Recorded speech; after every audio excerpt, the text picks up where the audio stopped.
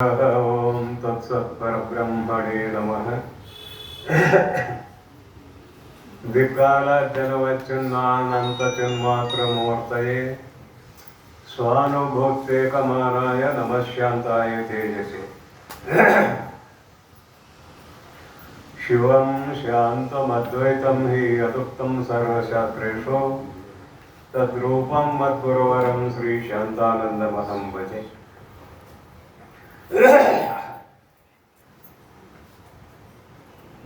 ಶಂಕರಂ ಶಂಕರಾಚಾರ್ಯಂ ಕೇಶವಂ ಬಾದರಾಯಣಂ ಸೂತ್ರಭಾಷ್ಯ ಕೃತೌ ವಂದೇ ಭಗವಂತೌ ಪುನಃ ಪುನಃ. ಸರ್ವೋಪನಿಷದಾಂ ತತ್ವಂ ಸಂಗೃಹ್ಯ ಸ್ವಮನೀಷಯ ಏನೋಕ್ತಂ ದೇಶಭಾಷಾಯಾಂ ವಂದೇ ತಂ ನಿಜಗುಣೇಶ್ವರಂ.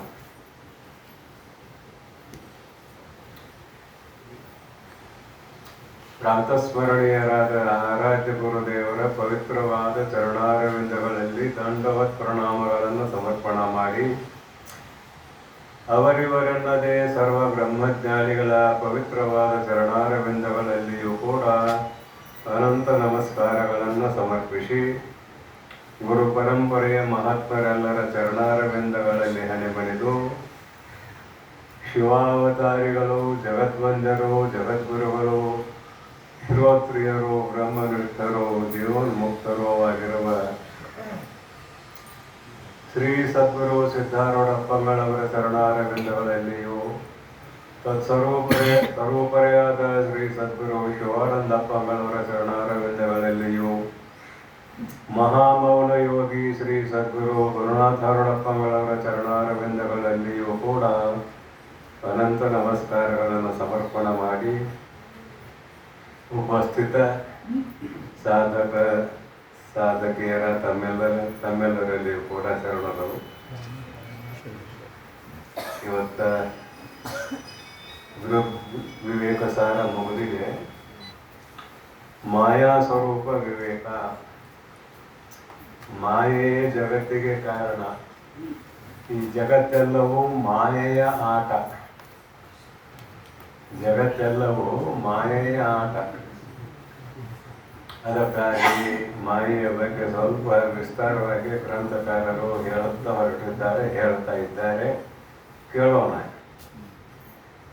ಬಳಿಕ ಅನಾದಿಂ ಚಂದ್ರನ ಕಲಂಕು ಚಂದ್ರನಂ ನೆಮ್ಮಿ ಚಂದ್ರನಂ ಮುಸುಕದೆ ಚಂದ್ರನಿಂ ಬೆಳಗಿಸಿಕೊಂಡು ಚಂದ್ರ ಪೂರ್ಣ ಕಲೆಯಿಂದ ಅಡಗಿ ತೋರದಂತೆ ಅನಾದಿಯಾದ ಭಾವರೂಪ ಅಜ್ಞಾನವು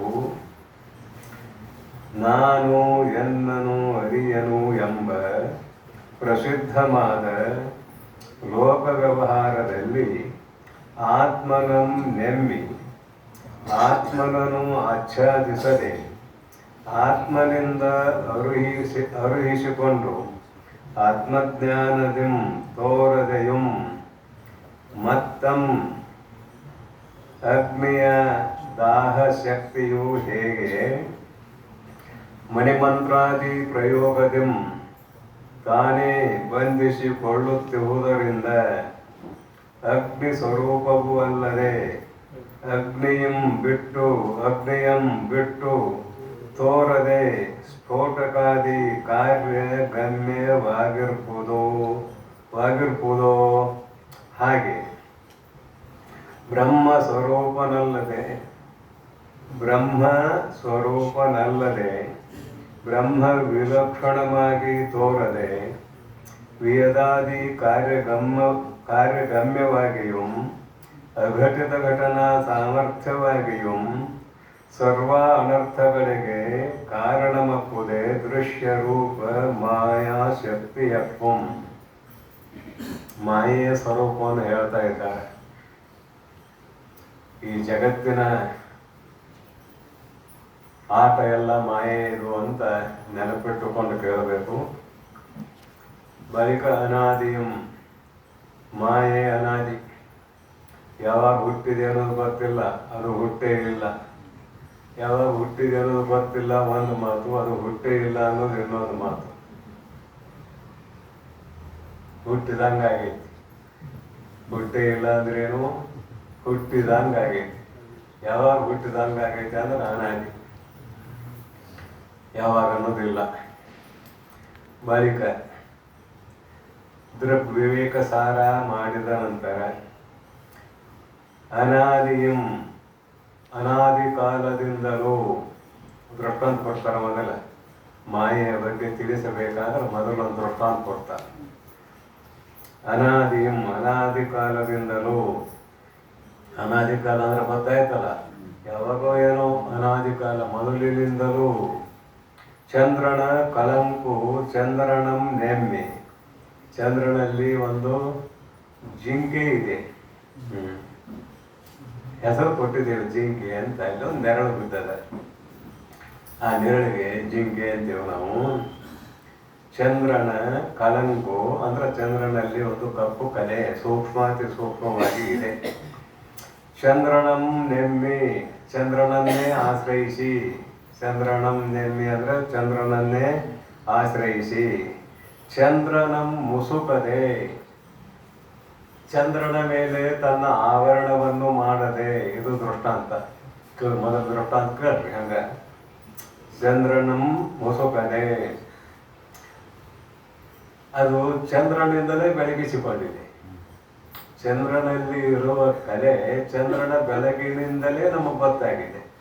ಅದನ್ನು ಬರೀತಾರೆ. ಚಂದ್ರನಿಂ ಬೆಳಗಿಸಿಕೊಂಡು, ಚಂದ್ರನನ್ನು ಆಶ್ರಯಿಸಿರುವಂತಹ ಕಪ್ಪು ಕಲೆಯು ಚಂದ್ರನನ್ನು ಮುಸುಕದೆ ಚಂದ್ರನ ಬೆಳಕಿನಿಂದಲೇ ತಾನು ತೋರಿಸಿಕೊಂಡು ಬೆಳಗಿಸಿಕೊಂಡು ಚಂದ್ರಪೂರ್ಣ ಕಲೆಯಿಂದ ಅಡಗಿ ತೋರದಂತೆ. ಪೌರ್ಣಿಮೆಯ ದಿನ, ಪೌರ್ಣಿಮೆಯ ದಿನ ಆ ಕಪ್ಪು ಕಲೆ ಕಾಣ್ತದೇನಂದ್ರೆ ಕಾಣೋದಿಲ್ಲ. ಅದಕ್ಕೆ ಬರೀತಾರೆ ಚಂದ್ರಪೂರ್ಣ ಕಲೆಯಿಂದ ಅಡಗಿ ತೋರದಂತೆ. ಇದು ದೃಷ್ಟಾಂತ. ಅನಾದಿಯಾದ ಭಾವರೂಪ ಅಜ್ಞಾನವು, ಅಜ್ಞಾನ ಅನಾದಿ, ಯಾವಾಗ ಬಂದದ ಗೊತ್ತಿಲ್ಲ. ಭಾವರೂಪ ಅಜ್ಞಾನ ಅಂತ ಬರುತ್ತಾರೆ. ಭಾವರೂಪ ಅಜ್ಞಾನ ಬಿಡಿಸೋಣ. ಅದನ್ನು ಭಾವರೂಪ ಅಜ್ಞಾನ ಅಂತ ಯಾಕೆ ಬರೆದ್ರು ಅನ್ನೋದು ನೋಡೋಣ. ನಾನು ಎನ್ನನು ಅರಿಯನು ಎಂಬ ಪ್ರಸಿದ್ಧವಾದ ಲೋಕ ವ್ಯವಹಾರದಲ್ಲಿ ಆತ್ಮನಂ ನೆಮ್ಮೆ, ಆತ್ಮನನ್ನೇ ಆಶ್ರಯಿಸಿ, ಆತ್ಮನನ್ನು ಆಚ್ಛಾದಿಸದೆ, ಆತ್ಮನ ಮೇಲೆ ಮುಸುಕು ಹಾಕದೆ, ಆತ್ಮನಿಂದಲೇ ಅರುಹಿಸಿಕೊಂಡು ತಿಳಿಸಿಕೊಂಡು, ಆತ್ಮಜ್ಞಾನದಿಂ ಸ್ವರೂಪದ ಜ್ಞಾನದಿಂದ ತೋರದ್ದು ಆಗಿ, ಮತ್ತೊಂದು ದೃಷ್ಟಾಂತ ಕೊಡ್ತಾರೆ ಅವರು. ಆ ದೃಷ್ಟಾಂತಕ್ಕೆ ಮುಂದೆ ಹೋಗೋಣಂತ. ಇಲ್ಲಿ ಮೇಲಿನ ಎರಡು ಮಾತು. ಅನಾದಿಯಾದ ಭಾವರೂಪ ಅಜ್ಞಾನವು, ಜ್ಞಾನದ ಅಭಾವವೇ ಅಜ್ಞಾನವು ಅಂತ ನೈಯಾಯಿಕ ಮೊದಲಾದವರು ಹೇಳ್ತಾರೆ. ಅಜ್ಞಾನ ಅಂತ ಯಾವುದಕ್ಕೆ ಅನ್ನಬೇಕು ಅಂದ್ರೆ ಜ್ಞಾನದ ಅಭಾವವೇ ಅಜ್ಞಾನ. ಅದಕ್ಕೆ ಭಾವರೂಪ ಅಂತ ಒಪ್ಪುವುದಿಲ್ಲ ಅವರು, ಅಭಾವರೂಪ ಅಂತ ಒಪ್ತಾರೆ ಅವರು. ಜ್ಞಾನದ ಅಭಾವವೇ ಅಜ್ಞಾನವು. ಅಭಾವ ಪದಾರ್ಥ ನಾವು ಕೂಡ ನೈಯಾಯಿಕನ್ ತಗೊಂಡು ಪ್ರಕ್ರಿಯೆ ಹೇಳ್ತೀವಿ. ಒಂದು ಸತ್ ಪದಾರ್ಥ, ಇನ್ನೊಂದು ಅಸತ್ ಪದಾರ್ಥ. ಸತ್ ಪದಾರ್ಥ ಯಾವಾಗಲೂ ಇರುವಂಥದ್ದು, ಅಸತ್ ಪದಾರ್ಥ ಯಾವಾಗಲೂ ಇಲ್ಲದೆ ಇರುವಂಥದ್ದು. ಅತ್ಯಂತ ಭಾವ ನಾವು ಹೇಳ್ತೇವೆ, ಇಲ್ಲ ಅಂತಲ್ಲ. ಆ ಪ್ರಾಗ ಭಾವ, ಪ್ರಧ್ವಂಸ ಭಾವ, ಅನ್ಯೋನ್ಯ ಭಾವ, ಅತ್ಯಂತ ಭಾವ, ಇವೆಲ್ಲ ನೈಯಾಯಿಕನ ಪ್ರಕ್ರಿಯೆಗಳನ್ನು ನಾವು ತೆಗೆದುಕೊಳ್ಳುತ್ತೇವೆ ಶಾಸ್ತ್ರ ಹೇಳುವಾಗ. ನ್ಯಾಯಶಾಸ್ತ್ರ ಮತ್ತು ವ್ಯಾಕರಣ ಶಾಸ್ತ್ರ ಸರ್ವಶಾಸ್ತ್ರಗಳಿಗೆ ಉಪಕಾರಕಗಳು ಆಗಿವೆ. ಉಪಕಾರವನ್ನು ಮಾಡುವಂತಹ ಶಾಸ್ತ್ರಗಳು. ಒಂದು ನ್ಯಾಯಶಾಸ್ತ್ರ, ಇನ್ನೊಂದು ವ್ಯಾಕರಣ ಶಾಸ್ತ್ರ. ಹೀಗಾಗಿ ವ್ಯಾಕರಣ ಶಾಸ್ತ್ರದ ವಿಷಯಗಳನ್ನೂ ತೆಗೆದುಕೊಳ್ಳುತ್ತೇವೆ ನಾವು, ನ್ಯಾಯಶಾಸ್ತ್ರದ ವಿಷಯಗಳನ್ನೂ ತೆಗೆದುಕೊಳ್ಳುತ್ತೇವೆ. ಅಷ್ಟೇ ಅಲ್ಲ, ಎಲ್ಲ ಶಾಸ್ತ್ರಕಾರರ ಅಭಿಪ್ರಾಯಗಳನ್ನು ತೆಗೆದುಕೊಳ್ಳುತ್ತೇವೆ. ನಮಗೆ ಯಾವ್ಯಾವ ಭಾಗದಾಗ ಎಷ್ಟೆಷ್ಟು ಬೇಕು ಅಷ್ಟಷ್ಟು ಭಾಗ. ಸರ್ವಾಪೇಕ್ಷಾಚ ಯಜ್ಞಾದಿ ಶ್ರುತೇ ಅಶ್ವವತ್ ಅನ್ನುವಂಥ ಒಂದು ಬ್ರಹ್ಮಸೂತ್ರದಲ್ಲಿ ಇದನ್ನು ಚಿಂತನೆ ಮಾಡಿದ್ದಾರೆ. ಸರ್ವಾಪೇಕ್ಷಾಚ, ನಾವೆಲ್ಲವನ್ನೂ ಅಪೇಕ್ಷಿಸುತ್ತೇವೆ, ಎಲ್ಲ ಶಾಸ್ತ್ರಗಳನ್ನು ಅಪೇಕ್ಷಿಸುತ್ತೇವೆ. ಇಲ್ಲಿ ನಾವೇನಂತೇವೆ, ಭಾವರೂಪ ಅಜ್ಞಾನ ಅಂತ ಕರೀತೇವೆ. ಭಾವರೂಪ ಅಜ್ಞಾನ ಆಗದೆ ಹೋದರೆ, ಅಭಾವರೂಪ ಅಜ್ಞಾನ ಆಗಿದ್ದರೆ, ಒಂದು ವೇಳೆ ಮಾಯೆ ಅಜ್ಞಾನ ಇವೆಲ್ಲ ಪರ್ಯಾಯ ಪದ. ಈಗ ಸದ್ಯಕ್ಕೆ ಇವೆಲ್ಲ ಪರ್ಯಾಯ ಪದಗಳು. ಒಂದು ವೇಳೆ ಅಭಾವರೂಪವೇ ಅಜ್ಞಾನ ಅಂತ ಅಂಗೀಕಾರ ಮಾಡಿದರೆ ಈ ಜಗತ್ತು ನಿರ್ಮಾಣ ಆಗ್ತಿರಲಿಲ್ಲ. ಅಸತಃ ಕಥಂ ಸಜ್ಜಾಯೇತ್, ಛಾಂದೋಗ್ಯೋಪನಿಷತ್. ಅಸತಃ ಕಥಂ ಸಜ್ಜಾಯೇತ್, ಅಸತ್ ಪದಾರ್ಥದಿಂದ ಸತ್ ಪದಾರ್ಥವು ಹೇಗೆ ಹುಟ್ಟೀತು? ಹುಟ್ಟಲಾರದು. ಅಸತ್ ಪದಾರ್ಥ ಅಂದ್ರೆ ಮೊಲದ ಕೋಡು ಅಥವಾ ಬಂಜೆಯ ಮಗ. ಬಂಜೆಯ ಮಗನಿಂದ ಇನ್ನೊಬ್ಬ ಮಗ ಹುಟ್ಟಿದೆ ಅಂತ ಕೇಳಿದ್ರೆ ಹುಟ್ಟಲಾರ. ನೀವು ಬಂಜೆ ಮಗನೇ ಇಲ್ಲಲ್ಲ. ಹಾಗೆ ಅಜ್ಞಾನವು ಅಭಾವ ಪದಾರ್ಥ, ಅಭಾವ ರೂಪ ಅಂತ ಅಂಗೀಕಾರ ಮಾಡಿದರೆ ಜಗತ್ತು ತೋರಲಾರದು. ಜಗತ್ತು ಹುಟ್ಟಿಲ್ಲ, ಕರೆ ಹುಟ್ಟೈತೆ ಅಂತ ಹೇಳಕ್ ಹೊರಟಿದ್ದೇವೆ. ಯಾಕೆ ಭಾಳ ಸಲ ಈ ಮಾತು ಬರ್ತದ. ಯಾಕೆ ಹೇಳ್ತೇವೆ? ಜಗತ್ತು ಹುಟ್ಟಿದೆ ಎಂದು ತಿಳಿದುಕೊಂಡವರಿಗಾಗಿ ಶಾಸ್ತ್ರ, ಜಗತ್ತು ಇಲ್ಲ ಅಂತ ತಿಳಿದುಕೊಂಡವರಿಗೆ ಶಾಸ್ತ್ರ ಮುಗಿತು. ಅಲ್ಲಿ ಶಾಸ್ತ್ರ ಇಲ್ಲ. ಅಂದರೆ ಈ ಜಗತ್ತು ಯಾರಿಂದ ಹುಟ್ಟಿತು ಅಂದ್ರೆ, ನಿರ್ಗುಣ ನಿರಾಕಾರವಾದ ಅಖಂಡ ಚೈತನ್ಯವು ಯಾವುದರಿಂದಲೂ ಹುಟ್ಟಿಲ್ಲ, ಅದರಿಂದ ಯಾವುದೂ ಹುಟ್ಟುವುದಿಲ್ಲ. ಅದು ಯಾವುದರಿಂದಲೂ ಹುಟ್ಟಿಲ್ಲ. ಯಾವುದು? ಅಖಂಡ ಚೈತನ್ಯ. ಅದರಿಂದ ಯಾವುದೂ ಹುಟ್ಟಲಾರದು. ಯಾಕಂತ ಕೇಳಿದ್ರೆ ಅದು ನಿರವಯವ. ಹೀಗಾಗಿ ಜಗತ್ತು ಹುಟ್ಟುವುದಕ್ಕೆ ಕಾರಣ ಬೇಕಾಯಿತು. ಕಾರಣ ಏನ್ ಮಾಡಿದೀವಿ ಅಂದ್ರೆ, ಒಂದು ಅವಿದ್ಯೆಯನ್ನ ಅಂಗೀಕಾರ ಮಾಡಿದೀವಿ, ಅಜ್ಞಾನವನ್ನ ಅಂಗೀಕಾರ ಮಾಡಿದೀವಿ. ಅವಿದ್ಯೆ ಅನ್ರಿ, ಅಜ್ಞಾನ ಅನ್ರಿ, ಮಾಯಾ ಅನ್ರಿ, ಮಾಯೆಯನ್ನು ಅಂಗೀಕಾರ ಮಾಡಿದೀವಿ. ಅದು ಕಲ್ಪಿತ ಪದಾರ್ಥ, ಮುಂದದ್ರ ವಿವರಣೆಯಲ್ಲೇ ಆಗ್ತದೆ.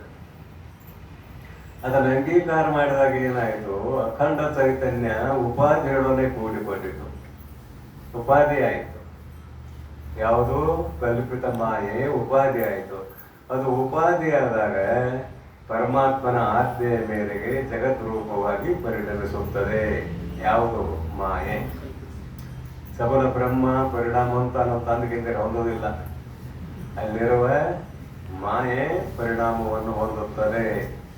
ಸಾಂಖ್ಯನು ಇದನ್ನ ಹೇಳ್ತಾನಲ್ಲ, ಪ್ರಕೃತಿಯ ಪರಿಣಾಮ ರೂಪವೇ ಜಗತ್ತು ಅಂತಾನಲ್ಲ. ಸಾಂಖ್ಯನ ಶಾಸ್ತ್ರಕ್ಕೂ ನಿಮ್ಮ ಶಾಸ್ತ್ರಕ್ಕೂ ಏನು ವ್ಯತ್ಯಾಸ ಅಂತ ಕೇಳಿದ್ರೆ, ಪರಮಾತ್ಮನನ್ನು ಅವ್ರು ಒಪ್ಪುದಿಲ್ಲ. ಪರಮಾತ್ಮನನ್ನು ಒಪ್ಪಿದ್ರೆ ಆ ಮಾತು ಬೇರೆ. ಪರಮಾತ್ಮನನ್ನು ಒಪ್ಪದೇ ಇರುವುದರಿಂದ ನಾವು ಪರಮಾತ್ಮನ ಆಜ್ಞೆಯ ಮೇರೆಗೆ ಮಾಯೆಯು ಪರಿಣಮಿಸುತ್ತದೆ ಅಂತೇವಿ. ಅವರು ಸ್ವತಂತ್ರವಾಗಿ ಮಾಯೆಯು ಜಗತ್ ರೂಪವಾಗಿ ಪರಿಣಮಿಸುತ್ತದೆ ಅಂತ ಅವರಂತಾರೆ. ಅವರಿಗೆ ನಮಗೆ ಇಷ್ಟ ವ್ಯತ್ಯಾಸ. ಮಾಯೆ ಜಡ ಇದೆ, ಸ್ವಯಂ ತರತಪ್ಪಿ ಶೂನ್ಯ, ಅದು ಸ್ವತಂತ್ರವಾಗಿ ಪರಿಣಮಿಸಲಾರದು. ಆತ್ಮನ ಛಾಯೆಯನ್ನು ಪಡೆದುಕೊಂಡು ಅದು ಅಚೇತನವಾಗಿದ್ದರು, ಜಡ ಪದಾರ್ಥವಾಗಿದ್ದರು, ಚೇತನದಂತೆ ಚೇತನ ಪದಾರ್ಥವೋ ಎಂಬಂತೆ ಜಗತ್ ರೂಪವಾಗಿ ಪರಿಣಮಿಸುತ್ತದೆ ಎನ್ನುವುದು ಸಿದ್ಧಾಂತ. ಅದಕ್ಕಾಗಿ ಮಾಯೆ ಭಾವ ಪದಾರ್ಥ, ಅಭಾವ ಪದಾರ್ಥ ಅಲ್ಲ. ಮಾಯೆ ಭಾವ ಪದಾರ್ಥ. ಅದನ್ನು ಬರ್ತಾರೆ ಇಲ್ಲಿ. ಭಾವ ರೂಪ ಅಜ್ಞಾನವು, ಅದರಲ್ಲಿ ಎರಡು ಶಕ್ತಿ ಇದೆ. ಒಂದು ಆವರಣ ಶಕ್ತಿ ಇದೆ, ಇನ್ನೊಂದು ವಿಕ್ಷೇಪ ಶಕ್ತಿ ಇದೆ. ಆವರಣ ಶಕ್ತಿ ಯಾರ ಮೇಲೆ ಆವರಣ ಮಾಡ್ತದೆ, ವಿಕ್ಷೇಪ ಶಕ್ತಿ ಏನು ಮಾಡ್ತದೆ, ಇದು ಯಾರ ಮೇಲೆ ಮಾಡ್ತದೆ ಅನ್ನೋದನ್ನು ಹೇಳ್ತಾರೆ ಮುಂದೆ. ಭಾವರೂಪ ಅಜ್ಞಾನವು ನಾನು ಎನ್ನನು ಅರಿಯೇನೆಂಬ ಜೀವಚೇತನದ ಮೇಲೆ ಅಜ್ಞಾನೇನಾವೃತಂ ಜ್ಞಾನಂ ತೇನ ಮುಹ್ಯಂತಿ ಜಂತವಃ. ಭಗವದ್ಗೀತಾ ವಾಕ್ಯ. ಜೀವಚೇತನದ ಮೇಲೆ, ಅಂತಃಕರಣ ಅವಚ್ಛಿನ್ನ ಚೇತನದ ಮೇಲೆ ಆವರಣ ಮಾಡಿದೆ ಒಂದು ಮಾತು. ಬುದ್ಧಿಶಕ್ತಿಯ ಮೇಲೆ ಆವರಣ ಮಾಡಿದೆ ಇನ್ನೊಂದು ಮಾತು. ಅಜ್ಞಾನ ಏನು ಮಾಡಿದೆ? ನಾನು ನನ್ನನ್ನು ಅರಿಯಲಾರೆನು. ನಮ್ಮನ್ನು ನಾವು ಅರಿಯುವುದಕ್ಕೆ ಬುದ್ಧಿಯೇ ಮುಖ್ಯ ಕಾರಣ. ದೃಶ್ಯತೆ ತ್ವಕ್ರಯ ಬುದ್ಧಿಯ ಸೂಕ್ಷ್ಮಯ ಸೂಕ್ಷ್ಮದರ್ಶಿಭಿ. ಬುದ್ಧಿಯೇ ಮುಖ್ಯ ಕಾರಣ ನಮ್ಮನ್ನು ನಾವು ಅರಿಯುವುದಕ್ಕೆ. ಆದ್ರೆ ನಮ್ಮ ಬುದ್ಧಿ ಅಜ್ಞಾನದಿಂದ ಆವರಿಸಲ್ಪಟ್ಟಿದೆ. ಅಜ್ಞಾನ ಬುದ್ಧಿಯ ಮೇಲೆ ಆವರಣ ಮಾಡಿದೆ. ಅದನ್ನು ಕಳ್ಕೊಳ್ಳೋದಷ್ಟೇ ಕೆಲಸ, ಇಲ್ಲೇನೂ ಬೇರೆ ಕೆಲಸ ಇಲ್ಲ. ಆ ಆವರಣವನ್ನು ಕಳ್ಕೊಂಡ್ರು ನೀ ಇದ್ದಲ್ಲಿಯೇ ಮುಕ್ತ. ಪುನರಾವರ್ತತೆ ರಸ ಪುನರಾವರ್ತತೆ ಶಾಸ್ತ್ರ ಹೇಳ್ತದೆ. ಅದಕ್ಕೆ ಅಜ್ಞಾನ, ಭಾವರೂಪ ಅಜ್ಞಾನ. ಒಂದು ವೇಳೆ ಅಭಾವರೂಪ ಅಜ್ಞಾನ ಆಗಿದ್ರೆ ಹಂಗೆ ಆವರಣ ಮಾಡ್ತಿರ್ತದೋ. ಅದು ಆವರಣ ಮಾಡ್ಬೇಕಾದ್ರೆ ಇರಬೇಕಲ್ಲ. ಆದುದರಿಂದ ಭಾವರೂಪ ಅಜ್ಞಾನ ಅಂತ ಬರುತ್ತಾರೆ ಗ್ರಂಥಕಾರರು. ಭಾವರೂಪ ಅಜ್ಞಾನವು ಅದ್ರ ವಿವರಣೆ ಮಾಡ್ತಾರೆ. ನಾನು ಎನ್ನನ್ನು ಅರಿಯನೆಂಬ ಪ್ರಸಿದ್ಧವಾದ ಲೋಕ ವ್ಯವಹಾರದಲ್ಲಿ ನಾನು ನನ್ನನ್ನು ತಿಳಿಯಲಾರೆನು. ಇದು ಪ್ರಸಿದ್ಧವಾದ ಲೋಕದ ವ್ಯವಹಾರ. ಇಲ್ಲಿ ಇವ ಹೇಳಲಿಕ್ಕೆ ಕಾರಣ ಏನು? ಇವ ಅರಿವಿನ ಗಟ್ಟಿಯೇ. ಪರಂತು ಅವಿದ್ಯಾ ಉಪಾದಿಯಿಂದ ಕೂಡಿಕೊಂಡಾಗ ಜೀವಭಾವ ಬಂತು. ಜೀವಭಾವ ಬಂದಾಗ ಇಲ್ಲಿ ಬುದ್ಧಿಶಕ್ತಿಯೇ ತನ್ನನ್ನು ತಾನು ಅರಿಯುವುದಕ್ಕೆ ಕಾರಣ. ಆ ಬುದ್ಧಿಶಕ್ತಿಯ ಮೇಲೆ ಅಜ್ಞಾನ ಆವರಣ ಮಾಡಿತು. ಲೋಕ ವ್ಯವಹಾರದಲ್ಲಿ ಆತ್ಮನು ಪ್ರಸಿದ್ಧವಾದ ಲೋಕ ವ್ಯವಹಾರದಲ್ಲಿ ಆತ್ಮನಂ ನೆಮ್ಮಿ, ಜೀವಾತ್ಮನನ್ನು ಆಶ್ರಯಿಸಿ, ಆತ್ಮನನ್ನು ಆಚ್ಛಾದಿಸದೆ, ಇಲ್ಲಿ ಪರಮಾತ್ಮನ ಕಡೆ ಹೋಗೋದೇ, ಆತ್ಮನನ್ನು ಆಚ್ಛಾದಿಸದೆ ಜೀವಾತ್ಮನ ಮೇಲೆ ಆವರಣ ಮಾಡ್ತದೆ, ಪರಮಾತ್ಮನ ಮೇಲೆ ಆವರಣ ಮಾಡೋದಿಲ್ಲ. ಆತ್ಮ ಶಬ್ದಕ್ಕೆ ಪರಮಾತ್ಮ ಅಂತೂ ಅರ್ಥ ಮಾಡ್ತೇವಿ, ಜೀವಾತ್ಮ ಅಂತೂ ಅರ್ಥ ಮಾಡ್ತೇವಿ, ಪ್ರಸಂಗವಶಾತ ಅಂತಃಕರಣ ಅಂತೂ ಅರ್ಥ ಮಾಡ್ತೇವಿ. ಅಷ್ಟೇ ಅಲ್ಲ, ಸ್ಥೂಲ ಶರೀರವನ್ನೂ ಕೂಡ ಆತ್ಮ ಅಂತ ಅರ್ಥ ಮಾಡಿದ್ದೇವೆ. ಸ್ಥೂಲ ಶರೀರವನ್ನು ಕೂಡ ಆತ್ಮಾನಂ ರಥನಮಿತಿ ಶರೀರಂ ರಥಮೇವತು ಅನ್ನುವಂಥ ಕಠೋಪನಿಷತ್ತಿನ ಮಂತ್ರದಲ್ಲಿ ಶರೀರವನ್ನು ಕೂಡ ಆತ್ಮ ಅಂತ ಕರೆತೇವೆ ನಾವು. ಹಾಗಾಗಿ ಇಲ್ಲಿ ಆತ್ಮ ಶಬ್ದ ಇರೋದು ಒಂದೇ. ಆತ್ಮ ಶಬ್ದವನ್ನೇ ಜೀವಾತ್ಮನಿಗೂ ಹೇಳಬೇಕಾಗ್ತದೆ, ಕೂಟಸ್ಥಾತ್ಮನಿಗೂ ಹೇಳಬೇಕಾಗ್ತದೆ, ಈಶ್ವರ ಚೇತನಕ್ಕೂ ಹೇಳಬೇಕಾಗ್ತದೆ, ಹಾಗೆಯೇ ಅಖಂಡ ಚೈತನ್ಯಕ್ಕೂ ಕೂಡ ಆತ್ಮ ಶಬ್ದ ಹೇಳಬೇಕಾಗ್ತದೆ. ಅದಕ್ಕೆ ಇಲ್ಲಿ ಆತ್ಮನನ್ನು ಆಚ್ಛಾದಿಸದೆ ಜೀವಚೇತನದ ಮೇಲೆ ಆವರಣ ಮಾಡಿದೆ, ಈಶ್ವರ ಚೇತನದ ಮೇಲೆ ಆವರಣ ಮಾಡಿಲ್ಲ. ಇದರ ಅಭಿಪ್ರಾಯ ಒಟ್ಟು.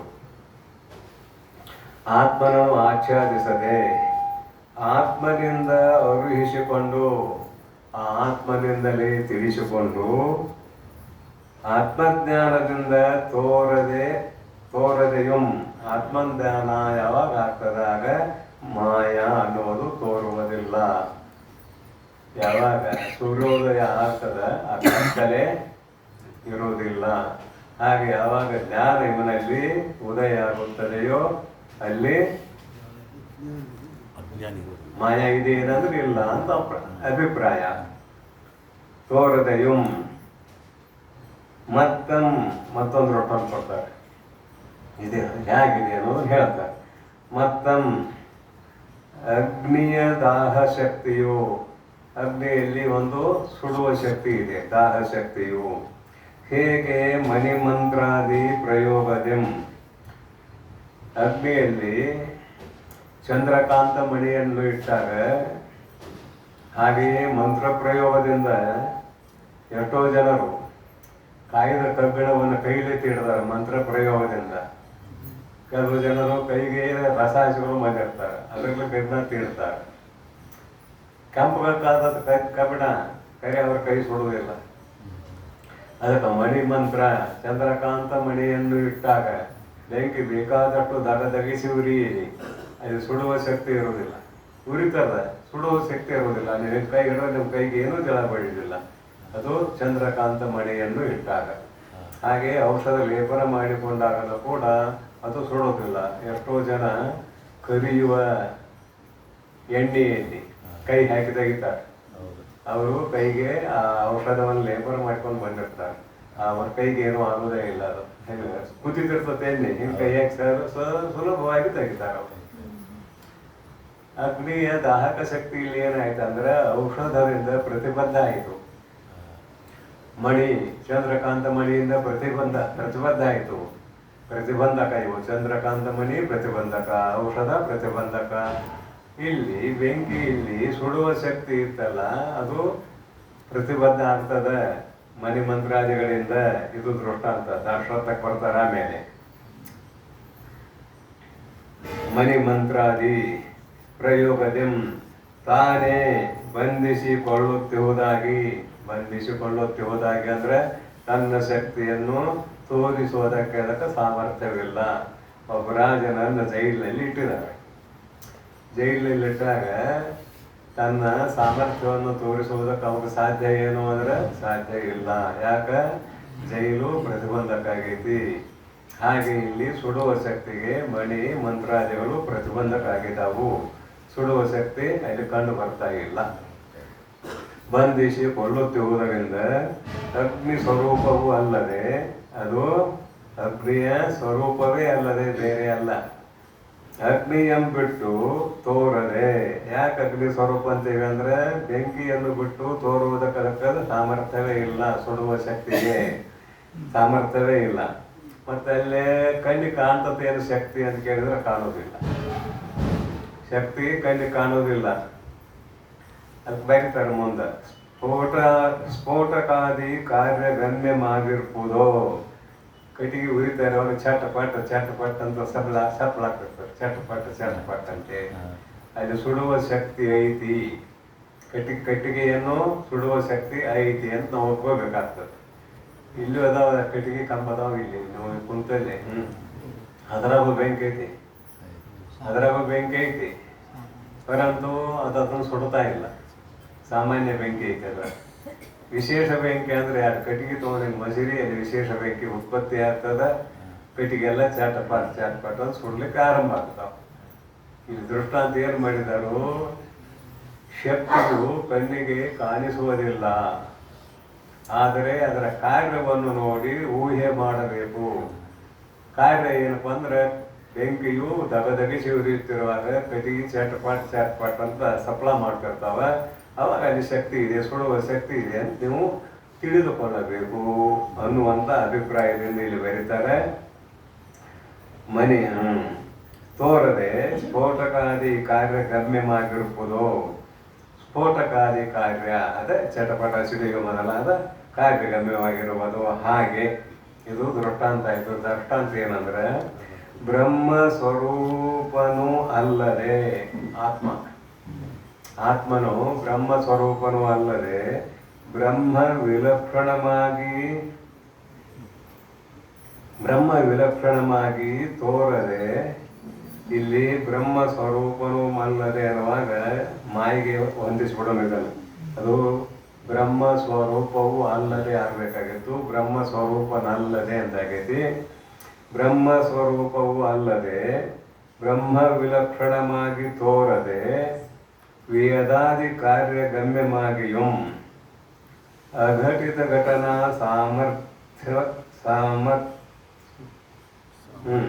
ಸಾಮರ್ಥ್ಯಮಾಗಿಯೂ ಸರ್ವ ಅರ್ಥಗಳಿಗೆ ಕಾರಣಮಪ್ಪದೆ ದೃಶ್ಯ ರೂಪ ಮಾಯಾ ಶಕ್ತಿ ಅಪ್ಪು. ಏನ್ ಬರೀತಾರೋ ಇಲ್ಲಿ, ಕಟ್ಟಿಗೆಯಲ್ಲಿರುವ ಅಗ್ನಿಯಲ್ಲಿ ಇರುವ ಶಕ್ತಿ ದೃಷ್ಟಾಂತ ಕೊಟ್ರು. ದಾಹ ರೂಪ ಶಕ್ತಿ, ಸುಡುವ ಶಕ್ತಿ ದೃಷ್ಟಾಂತ ಕೊಟ್ರು. ಹಾಗೆ ಅದರಂತೆ ಬ್ರಹ್ಮರೂಪವೂ ಅಲ್ಲದೆ ಬ್ರಹ್ಮರೂಪನೂ ಅಲ್ಲದೆ ಅಲ್ಲದು ಬ್ರಹ್ಮರೂಪವೂ ಅಲ್ಲದೆ ತಿಳ್ಕೋಬೇಕಾದ ಯಾರ್ದಾರ ಪುಸ್ತಕ ಇಲ್ಲ, ಹೊಸ ಪ್ರಿಂಟ್. ಬ್ರಹ್ಮರೂಪನೂ ಅಲ್ಲಂತೆ ಇಲ್ಲಿ ಬರ್ತಾರೆ. ಬ್ರಹ್ಮರೂಪವೂ ಅಲ್ಲದೆ ಯಾವುದು? ಮಾಯಾಶಕ್ತಿ, ಮಾಯಾ ಅನ್ನುವಂಥ ಪದಾರ್ಥ. ಬ್ರಹ್ಮ ವಿಲಕ್ಷಣವಾಗಿ ತೋರದೆ. ಹೇಗೆ ಕಟ್ಟಿಗೆಯಲ್ಲಿ ಬೆಂಕಿಯಲ್ಲಿ ಸುಡುವ ಶಕ್ತಿಯೂ ಇದೆಯೋ ಅದು ಅಗ್ನಿಗಿಂತಲೂ ಬೆಲ್ಲವಾಗಿ ತೋರಿಸಿಕೊಳ್ಳುವ ತಾಕತ್ತು ಅದಕ್ಕೆ ಏನಾರ ಇದೆ ಏನಂದ್ರೆ ಇಲ್ಲ. ಯಾಕಂದ್ರೆ ದಾಹಕ ಶಕ್ತಿ ಬೆಂಕಿಯಲ್ಲಿದೆ. ಆ ಬೆಂಕಿಯನ್ನು ಬಿಟ್ಟು ಹೊರಗೆ ಅದಕ್ಕೆ ತೋರ್ಸಕ್ ಸಾಮರ್ಥ್ಯ ಇದೆ ಅನ್ನೋದ್ರೆ ಇಲ್ಲ. ಅದರಂತೆ ಈ ಮಾಯ ಜಗದ್ರೂಪ ಕಾರ್ಯವನ್ನು ಮಾಡುವ ಸಾಮರ್ಥ್ಯದಿಂದ ಕೂಡಿದೆ. ಪರಂತು ಬ್ರಹ್ಮನನ್ನು ಬಿಟ್ಟು ತನ್ನಷ್ಟಕ್ಕೆ ತಾನು ತೋರಿಕೊಳ್ಳುವ ಯೋಗ್ಯತೆ ಅದಕ್ಕೆ ಇದೆ ಏನು ಅಂತ ಕೇಳಿದ್ರೆ ಆ ಯೋಗ್ಯತೆ ಅದಕ್ಕೆ ಇಲ್ಲ ಅಂತ ಹೇಳ ಹೊರಟಿದ್ದಾರೆ. ಬ್ರಹ್ಮ ವಿಲಕ್ಷಣವಾಗಿ, ಬ್ರಹ್ಮಕ್ಕಿಂತಲೂ ಬೇರೆ ಲಕ್ಷಣವುಳ್ಳದ್ದಾಗಿ, ಬ್ರಹ್ಮಕ್ಕಿಂತಲೂ ಬೇರೆಯಾಗಿ ಅಲ್ಲಿಲ್ಲ, ಬ್ರಹ್ಮಕ್ಕಿಂತಲೂ ಬೇರೆ ಲಕ್ಷಣವುಳ್ಳದ್ದಾಗಿ ಅಂದ್ರು. ಬ್ರಹ್ಮಕ್ಕಿಂತ ಬೇರೆಯಾಗಿ ಅಂದ್ರೆ ಬ್ರಹ್ಮನನ್ನು ಬಿಟ್ಟು ಬೇರೆ ಇರಬೇಕಾಗುತ್ತೆ. ಬ್ರಹ್ಮನನ್ನು ಬಿಟ್ಟು ಬೇರೆ ಇರುವುದಕ್ಕೆ ಅದಕ್ಕೆ ಯೋಗ್ಯತೆ ಇಲ್ಲ. ಅದಕ್ಕಾಗಿ ಬ್ರಹ್ಮ ವಿಲಕ್ಷಣವಾಗಿ ತೋರದೆ, ಬ್ರಹ್ಮ ವಿಲಕ್ಷಣವಾಗಿ ತೋರದೆ, ಬ್ರಹ್ಮನನ್ನು ಬಿಟ್ಟು ಬೇರೆಯಾಗಿ ತೋರದೆ, ವಿಯದಾದಿ ಕಾರ್ಯಗಮ್ಯಮಾಗಿಯೂ, ವಿಯದಾದಿ ಆಕಾಶ, ಈ ಆಕಾಶ ಹುಟ್ಟಿತು, ವಾಯು ಹುಟ್ಟಿತು, ಅಗ್ನಿ ಹುಟ್ಟಿತು, ಜಲ ಹುಟ್ಟಿತು, ಭೂಮಿ ಹುಟ್ಟಿತು, ಅದರಲ್ಲಿ ಔಷಧಿಗಳು ಹುಟ್ಟಿದವು. ಆ ಔಷಧಿಗಳಿಂದ, ಔಷಧಿ ಅಂದ್ರೆ ಸಸ್ಯವರ್ಗಗಳು, ಭತ್ತ, ಗೋಧಿ, ರಾಗಿ, ಜೋಳ ಮೊದಲಾದ ಫಸಲುಗಳು, ಉದ್ಭಿಜ್ಯ ಪ್ರಾಣಿಗಳು ಅಂತ ಕರಿತೇವೆ. ಉದ್ಭಿಜ್ಯ ಪ್ರಾಣಿಗಳು ಭೂಮಿಯನ್ನು ಬೇಯಿಸಿಕೊಂಡು ಹುಟ್ಟುವಂತಹ ಸಸ್ಯರಾಶಿಗಳು, ಅದುವೇ ಔಷಧಿ. ಈ ಶರೀರ ಉತ್ಪತ್ತಿಯಾಗುವುದಕ್ಕೆ ಅದು ಕಾರಣ ಆಯಿತು.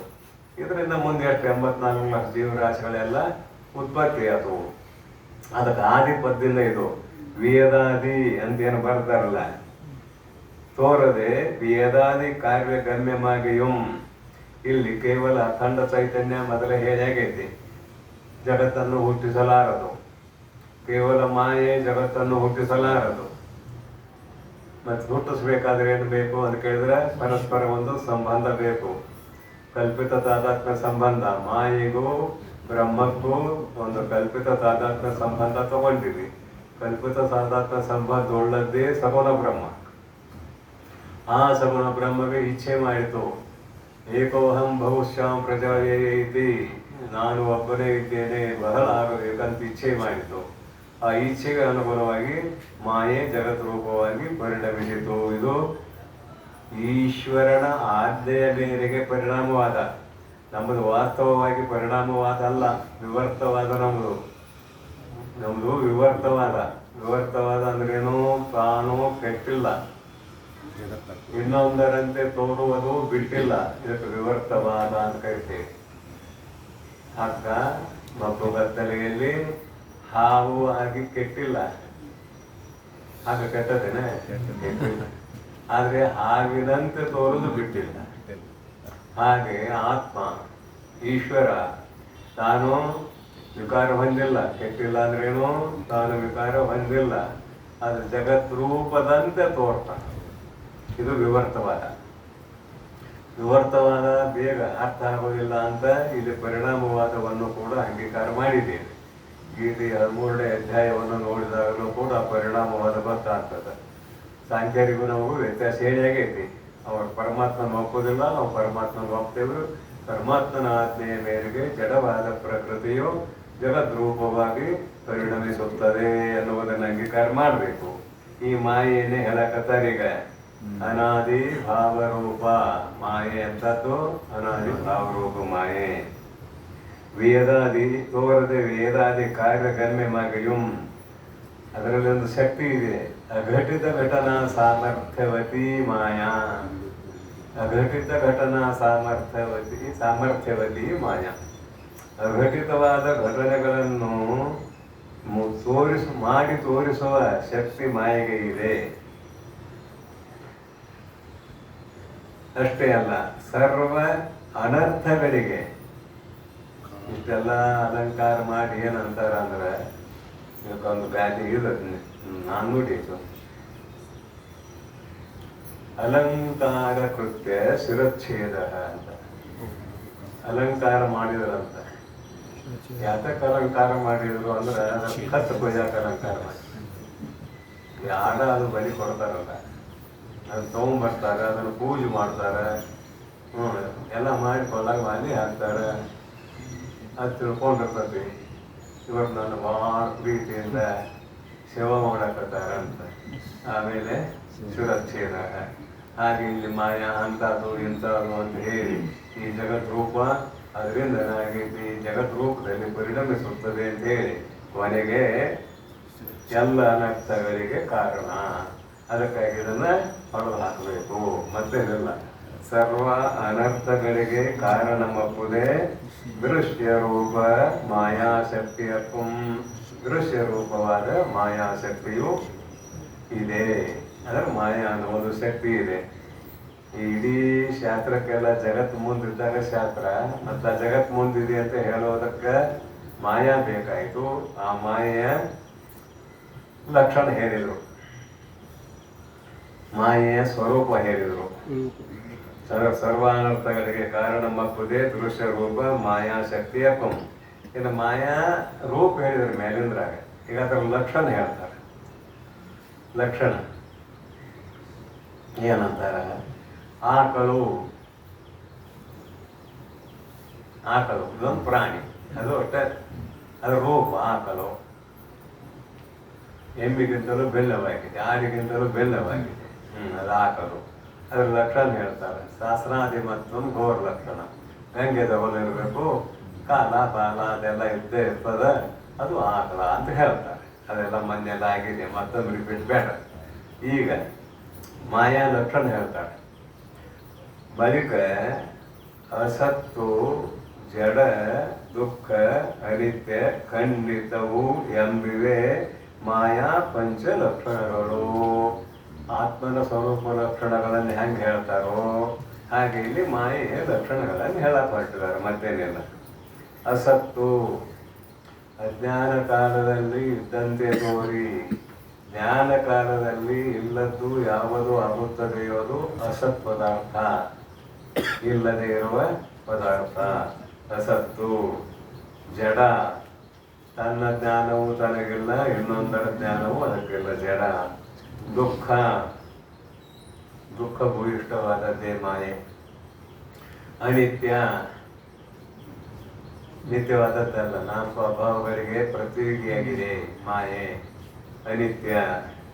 ಖಂಡಿತವೆಂಬಿವೆ, ಖಂಡಿತ ಪರಿಚ್ಛಿನ್ನ, ಪರಿಪೂರ್ಣ ಅಲ್ಲ. ಪರಮಾತ್ಮನ ಏಕಾಂಶದಲ್ಲಿದೆ ಮಾಯಾ. ಏಕಾಂಶೇನ ಸ್ಥಿತೋ ಜಗತ್. ನನ್ನ ಒಂದು ಅಂಶದಲ್ಲಿ ಜಗತ್ತು ಇದೆ ಅಂತ ಪರಮಾತ್ಮ ಹೇಳ್ತಾನೆ ಭಗವದ್ಗೀತೆಯಲ್ಲಿ 15ನೇ ಅಧ್ಯಾಯದಲ್ಲಿ. ಖಂಡಿತವೆಂಬಿವೆ ಮಾಯಾ ಪಂಚ ಲಕ್ಷಣಗಳು. ಏನೇನದು ನೋಡ್ರಿ. ಅಸತ್ತು ಜಡ ದುಃಖ ಅನಿತ್ಯ ಪರಿಚ್ಛಿನ್ನ ಅನ್ನುವ 5 ಲಕ್ಷಣಗಳು. ಅವೆಲ್ಲದವು ನಿಮ್ಮ ಶರೀರದಲ್ಲೇ ಇದಾವೆ. ಅಸತ್ತು ಜಡ ದುಃಖ ಅನಿತ್ಯ ಪರಿಚ್ಛಿನ್ನ, ಇದು ಜೋಡಿಸ್ಕೊಂಡ್ಬಿಟ್ರದ. ಅಂತೂ ಇವು ಮಾಯೆಯ ಪಂಚಲಕ್ಷಣಗಳು. ಅವುಗಳಲ್ಲಿ ವಿವರಣೆ ಮಾಡ್ತಾರೆ. ಇಲ್ಲದ ಶಶಿ ವಿಷಾಣಾದಿಕವೇ ಅಸದ್ರೂಪ. ಶಬ್ದ ಮಾತ್ರ ಇದೆ. ಶಶ ವಿಷಾಣಾದಿಕವೇ ಅಸದ್ರೂಪ. ಶಶ ಅಂದ್ರೆ ಮಲದ ಕೋಡು. ಯಾರು ನೋಡೇ ಇಲ್ಲ, ಆದ್ರೂ ಹೇಳ್ತಾರ ಮಲದ ಕೋಡು ಅಂದ್ರೆ ಯಾವಾಗೂ ಇಲ್ಲದೆ ಇರೋ ಪದಾರ್ಥ. ಶಸ ವಿಷಾಣಾದಿಕವೇ. ಉಳಿದು ಎಲ್ಲ ತೊಗೊಳ್ರಿ, ಪಂಜ ಮಗ ಮೋಟ್ ಮಗ ಕಾಲ ಇವೆಲ್ಲ ತೊಗೊಂಡ್ಬಿಡೋದು. ಇಲ್ಲದೆ ಇರೋ ಪದಾರ್ಥ. ಶಶ ವಿಷಾಣಾದಿಕವೇ ಅಸದ್ರೂಪು. ಪಾಷಾಣಾದಿಕವೇ ಜಡರೂಪು. ಐತಲ್ಲ ಇಲ್ಲಿ ಪಾಷಾಣ, ಕಲ್ಲು ಮೊದಲಾದವುಗಳು ಜಡರೂಪು. ಅಂದ್ರೆ ದಯಮಿತ್ರ ಜಪ್ಪಿ ಇಲ್ಲದವುಗಳು. ತನ್ನ ಜ್ಞಾನ ಮತ್ತೊಬ್ಬರ ಜ್ಞಾನ ಇಲ್ಲದ ಪದಾರ್ಥಗಳು. ರಜಸ್ತಮೋಮಯವಾದ ಬುದ್ಧಿಯ ಘೋರ ವೃತ್ಯಾದಿಗಳೇ ದುಃಖ ರೂಪು. ಬುದ್ಧಿಯ ಘೋರ ವೃತ್ಯಾದಿಗಳೇ ದುಃಖ ರೂಪು. ಅದು ಎಂತಂದ ರಜ ತಮೋಮಯವಾದ ರಜೋಗುಣ ಮಿಶ್ರಿತವಾದ ಸತ್ವಗುಣ ಇತ್ತಂದ್ರೆ ಬುದ್ಧಿಯು ಘೋರ ರೂಪವನ್ನು ಹೊಂದುತ್ತದೆ. ಕೇವಲ ಸತ್ವಗುಣ ಇಲ್ಲ, ರಜೋಗುಣ ಮಿಶ್ರಿತ ಆಗೈತೆ. ಆ ಸಂದರ್ಭದಲ್ಲಿ ಮನುಷ್ಯನಿಗೆ ದುಃಖವು ಉಂಟಾಗುತ್ತದೆ. ದುಃಖ ರೂಪು. ತೋರಿ ಕೆಡುವ ದೇಹಾದಿಕವೇ ಅನಿತ್ಯ ರೂಪು ಮೊದಲ ಹೇಳಿದ್ನೆಲ್ಲ ಕೌಲಿಸಿಕೊಳ್ಳುವನ್ನೆಲ್ಲ ತೋರಿ ಕೆಟ್ಟು ಹೋಗುವಂಥದ್ದು ದೇಹ ರೂಪ. ಇದು ಮಾಯೆ ಕಾರ್ಯ ಇದೆ. ಶರೀರ ಅಂದ್ರೆ ಮಾಯೆ. ದೇಹ ರೂಪ ಕಾಲ ಪರಿಚ್ಛೇದಾಧಿಕವೇ ಖಂಡಿತ ರೂಪ ಮತ್ತು ಖಂಡಿತ ಅದಕ್ಕೆ ಏನ್ ಮಾಡಿದ್ರು ಪರಿಚ್ಛಿನ್ನ. ಯಾವ ವಸ್ತು ಪರಿಚ್ಛಿನ್ನ ಆಕತಿ? ಅದು ದೇಶತಃ ಕಾಲತಃ ವಸ್ತುತಃ ಪರಿಚ್ಛೇದ ತ್ರಯವುಳ್ಳದ್ದು ಆಗುತ್ತದೆ. ಒಂದು ದೇಶದಲ್ಲಿ ಇದ್ದು ಇನ್ನೊಂದು ದೇಶದಲ್ಲಿ ಇಲ್ಲದೆ ಹೋದರೆ ದೇಶ ಪರಿಚ್ಛೇದ. ಒಂದು ಕಾಲದಲ್ಲಿ ಇದ್ದು ಇನ್ನೊಂದು ಕಾಲದಲ್ಲಿ ಇಲ್ಲದೆ ಹೋದರೆ ಕಾಲ ಪರಿಚ್ಛೇದ. ಒಂದು ವಸ್ತುವಿನಲ್ಲಿದ್ದು ಮತ್ತೊಂದು ವಸ್ತುವಿನಲ್ಲಿ ಇಲ್ಲದೆ ಹೋದರೆ ಇದು ವಸ್ತು ಪರಿಚ್ಛೇದ. ಹೀಗೆ ಪರಿಚ್ಛೇದ ತ್ರಯ ಸಹಿತವಾದದ್ದೇ ಮಾಯೆ. ತೋರಿ ಕೆಡುವ ಕಾಲ ಪರಿಚ್ಛೇದಾಧಿಕವೇ ಖಂಡಿತ ರೂಪ ಮತ್ತು ಮಾಯಾ ಬಗ್ಗೆ ಹೇಳಕತ್ತಾರ್ರಿ. ಮಾಯೆಯ ಕೆಲಸ ಏನು ಅಂತ ಕೇಳಿದ್ರೆ ಜಗತ್ತದ ರಚನೆ ಮಾಡಿಸ್ತದ, ಕೊನೆಗೆ ಬ್ರಹ್ಮಜ್ಞಾನ ಆಗುವವರೆಗೆ ಅವನ್ನ ಕಾಡ್ತದ. ಬ್ರಹ್ಮಜ್ಞಾನ ಯಾರ್ಯಾರಿಗೆ ಆಗೈತೆ ಅವ್ರನ್ನ ಮಾಯಾ ಬಿಟ್ಟು ಓಡಿ ಹೋಗ್ತದ. ಯಾರ್ಯಾರಿಗೆ ಬ್ರಹ್ಮಜ್ಞಾನ ಆಗಿಲ್ಲ ಅವರಿಗೆ ಮಾಯಾ ಬೆನ್ನ ಹೈತಿ ಕಾಡ್ತದ. ಮತ್ತೇನಿಲ್ಲ, ಬೆನ್ನ ಹೈತಿ ಕಾಡ್ತದ. ಬಳಿಕ ಇದು ಮಾಯೆಯ ಲಕ್ಷಣ ಹೇಳಿದರು. ಅದರ 9 ರೀತಿಯ ಪ್ರಕಾರವನ್ನು ಹೇಳ್ತಾರೆ. ಏನಂತಾರು? ಬಳಿಕ ಆ ಮಾಯಾ ಪರಮಾತ್ಮನನ್ನು ಬಿಟ್ಟು ಪೂರ್ಣ ಭಿನ್ನ ಅಂತಾರ ಹೇಳ್ರಿ, ಅಭಿನ್ನ ಅಂತಾರ ಹೇಳ್ರಿ ಅಂತ ಯಾರಾದ್ರೂ ಕೇಳಿದ್ರೆ ಹಂಗೇನು ಹೇಳಕ ಬರೋದಿಲ್ಲ ಅಂತಾರೆ. ಅನಿರ್ವಾಚ್ಯ, ನಿರ್ವಚನ ಮಾಡಲಿಕ್ಕೆ ಬಾರದೇ ಇರುವುದೇ ಅನಿರ್ವಾಚ್ಯ. ಇದ ಮಿಥಂ, ಹೀಗೆ ಎಂದು ಹೇಳಲಿಕ್ಕೆ ಬಾರದೇ ಇರುವುದೇ ಅನಿರ್ವಾಚ್ಯ. ಇದ ಮಿಥಂ, ಇದು ಹೀಗೆಯೇ ಅಂತ ಹೇಳ್ಕೊಡೋದ ಬದಲಾಗಿರ್ತದೆ. ನಮ್ಮ ಶರೀರ ಇದು ಹೀಗೆಯೇ ಇದೆ ಅಂತ ಹೇಳ್ಕೊಡೋದು ಬದಲಾಗಿರ್ತತಿ. ಭಾಳ ಸಲ ತಮಾಷೆ ಕೇಳಿರ್ತೇನೆ. ತಮಾಷೆಗೆ ಕರೆಕ್ಟಾಗಿ ಟೈಮ್ ಯಾರು ಹೇಳೋದ್ರೆ ಹೇಳ್ರಿ ನೋಡೋಣ, ನಾನು ಕೇಳ್ತೀನಿ. ಗಡಿಯಾರ ಮುಂದೆ ಇಟ್ಕೊಳ್ರಿ, ನಾನು ಕೇಳ್ತೇನೆ. 1 ಸೆಕೆಂಡು ಹೆಚ್ಚು ಕಡಿಮೆ ಆಗಬಾರ್ದು. ಹಂಗೆ ಟೈಮ್ ಹೇಳೋದ್ರೆ ಯಾರು ಇದ್ದೇನೇನ ಮತ್ತೆ ಇದೆ ಅಂತ ಆಗ್ಬೇಕು. ಹಿಂಗೈತಿ ಇದರ ಬಾಲೆ. ಅನಿರ್ವಾಚ್ಯ, ಇದು ಹೀಗೆ ಇದೆ ಅಂತ ಹೇಳ್ಕೊಡೋದು ಬದಲಾಗಿರ್ತತಿ. ಈ ಶರೀರನ ಇಟ್ಕೊಂಡಾಗ ಬಹಳ ಸುಲಭವಾಗಿ ತಿಳಿತತಿ. ಮಾಯಾ ಅನ್ನೋದು ಎಲ್ಲಿದೆಯೋ ಅಂತ ಅರ್ಥ ಮಾಡಬೇಡ್ರಿ. ಈ ಶರೀರವೇ ಮಾಯಾ ಅಂತ ಇಟ್ಕೊಳ್ರಿ. ನೀವು ಎಷ್ಟು ಸುಲಭವಾಗಿ ತಿಳಿದ ನೋಡ್ರಿ. ಹೀಗೆ ಇದೆ. ದಾಡಿ ಮಾಡ್ಕೊಂಡು ಮುಖ ತೊಳ್ಕೊಂಡು ಮತ್ತೆ ಕೈ ಅಂತ್ರಿ ಮತ್ತೆ ಹೊರಟು ಬರೋತ್ತಾಯ್ತ. ಯಾವ ಕ್ಷಣದಾಗ ಎಷ್ಟು ಗಂಟು ಬೆಳಿತಾವು ಒಬ್ರ ಹೇಳ್ರಿ ನೋಡು. ಒಂದು ಕ್ಷಣಕ್ಕೆ ಎಷ್ಟು ಬೆಳಿತೈತಿ. ಇದ ಮಾಯಾ. ಮತ್ತೆ ಮಾಯಾ ಅಂದ್ರೇನು? ಹಿಂಗೆ ಕೈ ತಂದ್ಕೊಡೋದು ಬದಲಾಗಿರ್ತದೆ. ಇದುವೇ ಮಾಯಾ. ಬಳಿಕ ಇದು ಅದಕ್ಕೆ ಹೆಸರು ಹೇಳ್ತಾರ, ಆತ್ಮನಿಗಿಂತಲೂ ಭಿನ್ನ ಅಭಿನ್ನ ಭಿನ್ನ ಭಿನ್ನ, ಸತ್ತು ಅಸತ್ತು ಸದಸತ್ತು, ಸಾವಯವ ನಿರವಯವ ಸಾವಯವ ನಿರವಯವಮಂ ಅಲ್ಲೆಂಬುದು ಎಂದು. ಇದನ್ನೆಲ್ಲರೂ ಕೇಳಿ ಇರ್ಬೇಕು. 9 ರೀತಿಯಿಂದ ಹೇಳಲಿಕ್ಕೆ ಬರುವುದಿಲ್ಲ. ಅದು ಆತ್ಮನಲ್ಲಿ ಅಭಿನ್ನಲ್ಲ, ಆತ್ಮನಿಂದ ಭಿನ್ನಲ್ಲ, ಆತ್ಮನಲ್ಲಿ ಅಭಿನ್ನಲ್ಲ. ಭಿನ್ನ ಭಿನ್ನ ಅಂತ ಹೇಳಕ್ ಬರುವುದಿಲ್ಲ. ಭಾಳ ಎತ್ತರ ಇದ್ದಾನೆ, ಭಾಳ ಕುಳ್ಳಿದ್ದಾನೆ ಅಂತ ಒಬ್ಬರಿಗೆ ಹೇಳಕ್ ಬರ್ತದೇನ? ಬರುವುದಿಲ್ಲ. ಭಿನ್ನ ಭಿನ್ನ ಅಲ್ಲ, ಭಿನ್ನ ಭಿನ್ನ ಅಲ್ಲ. ಸತ್ತಲ್ಲ, ಯಾವಾಗಲೂ ಇರುವಂಥದ್ದಲ್ಲ.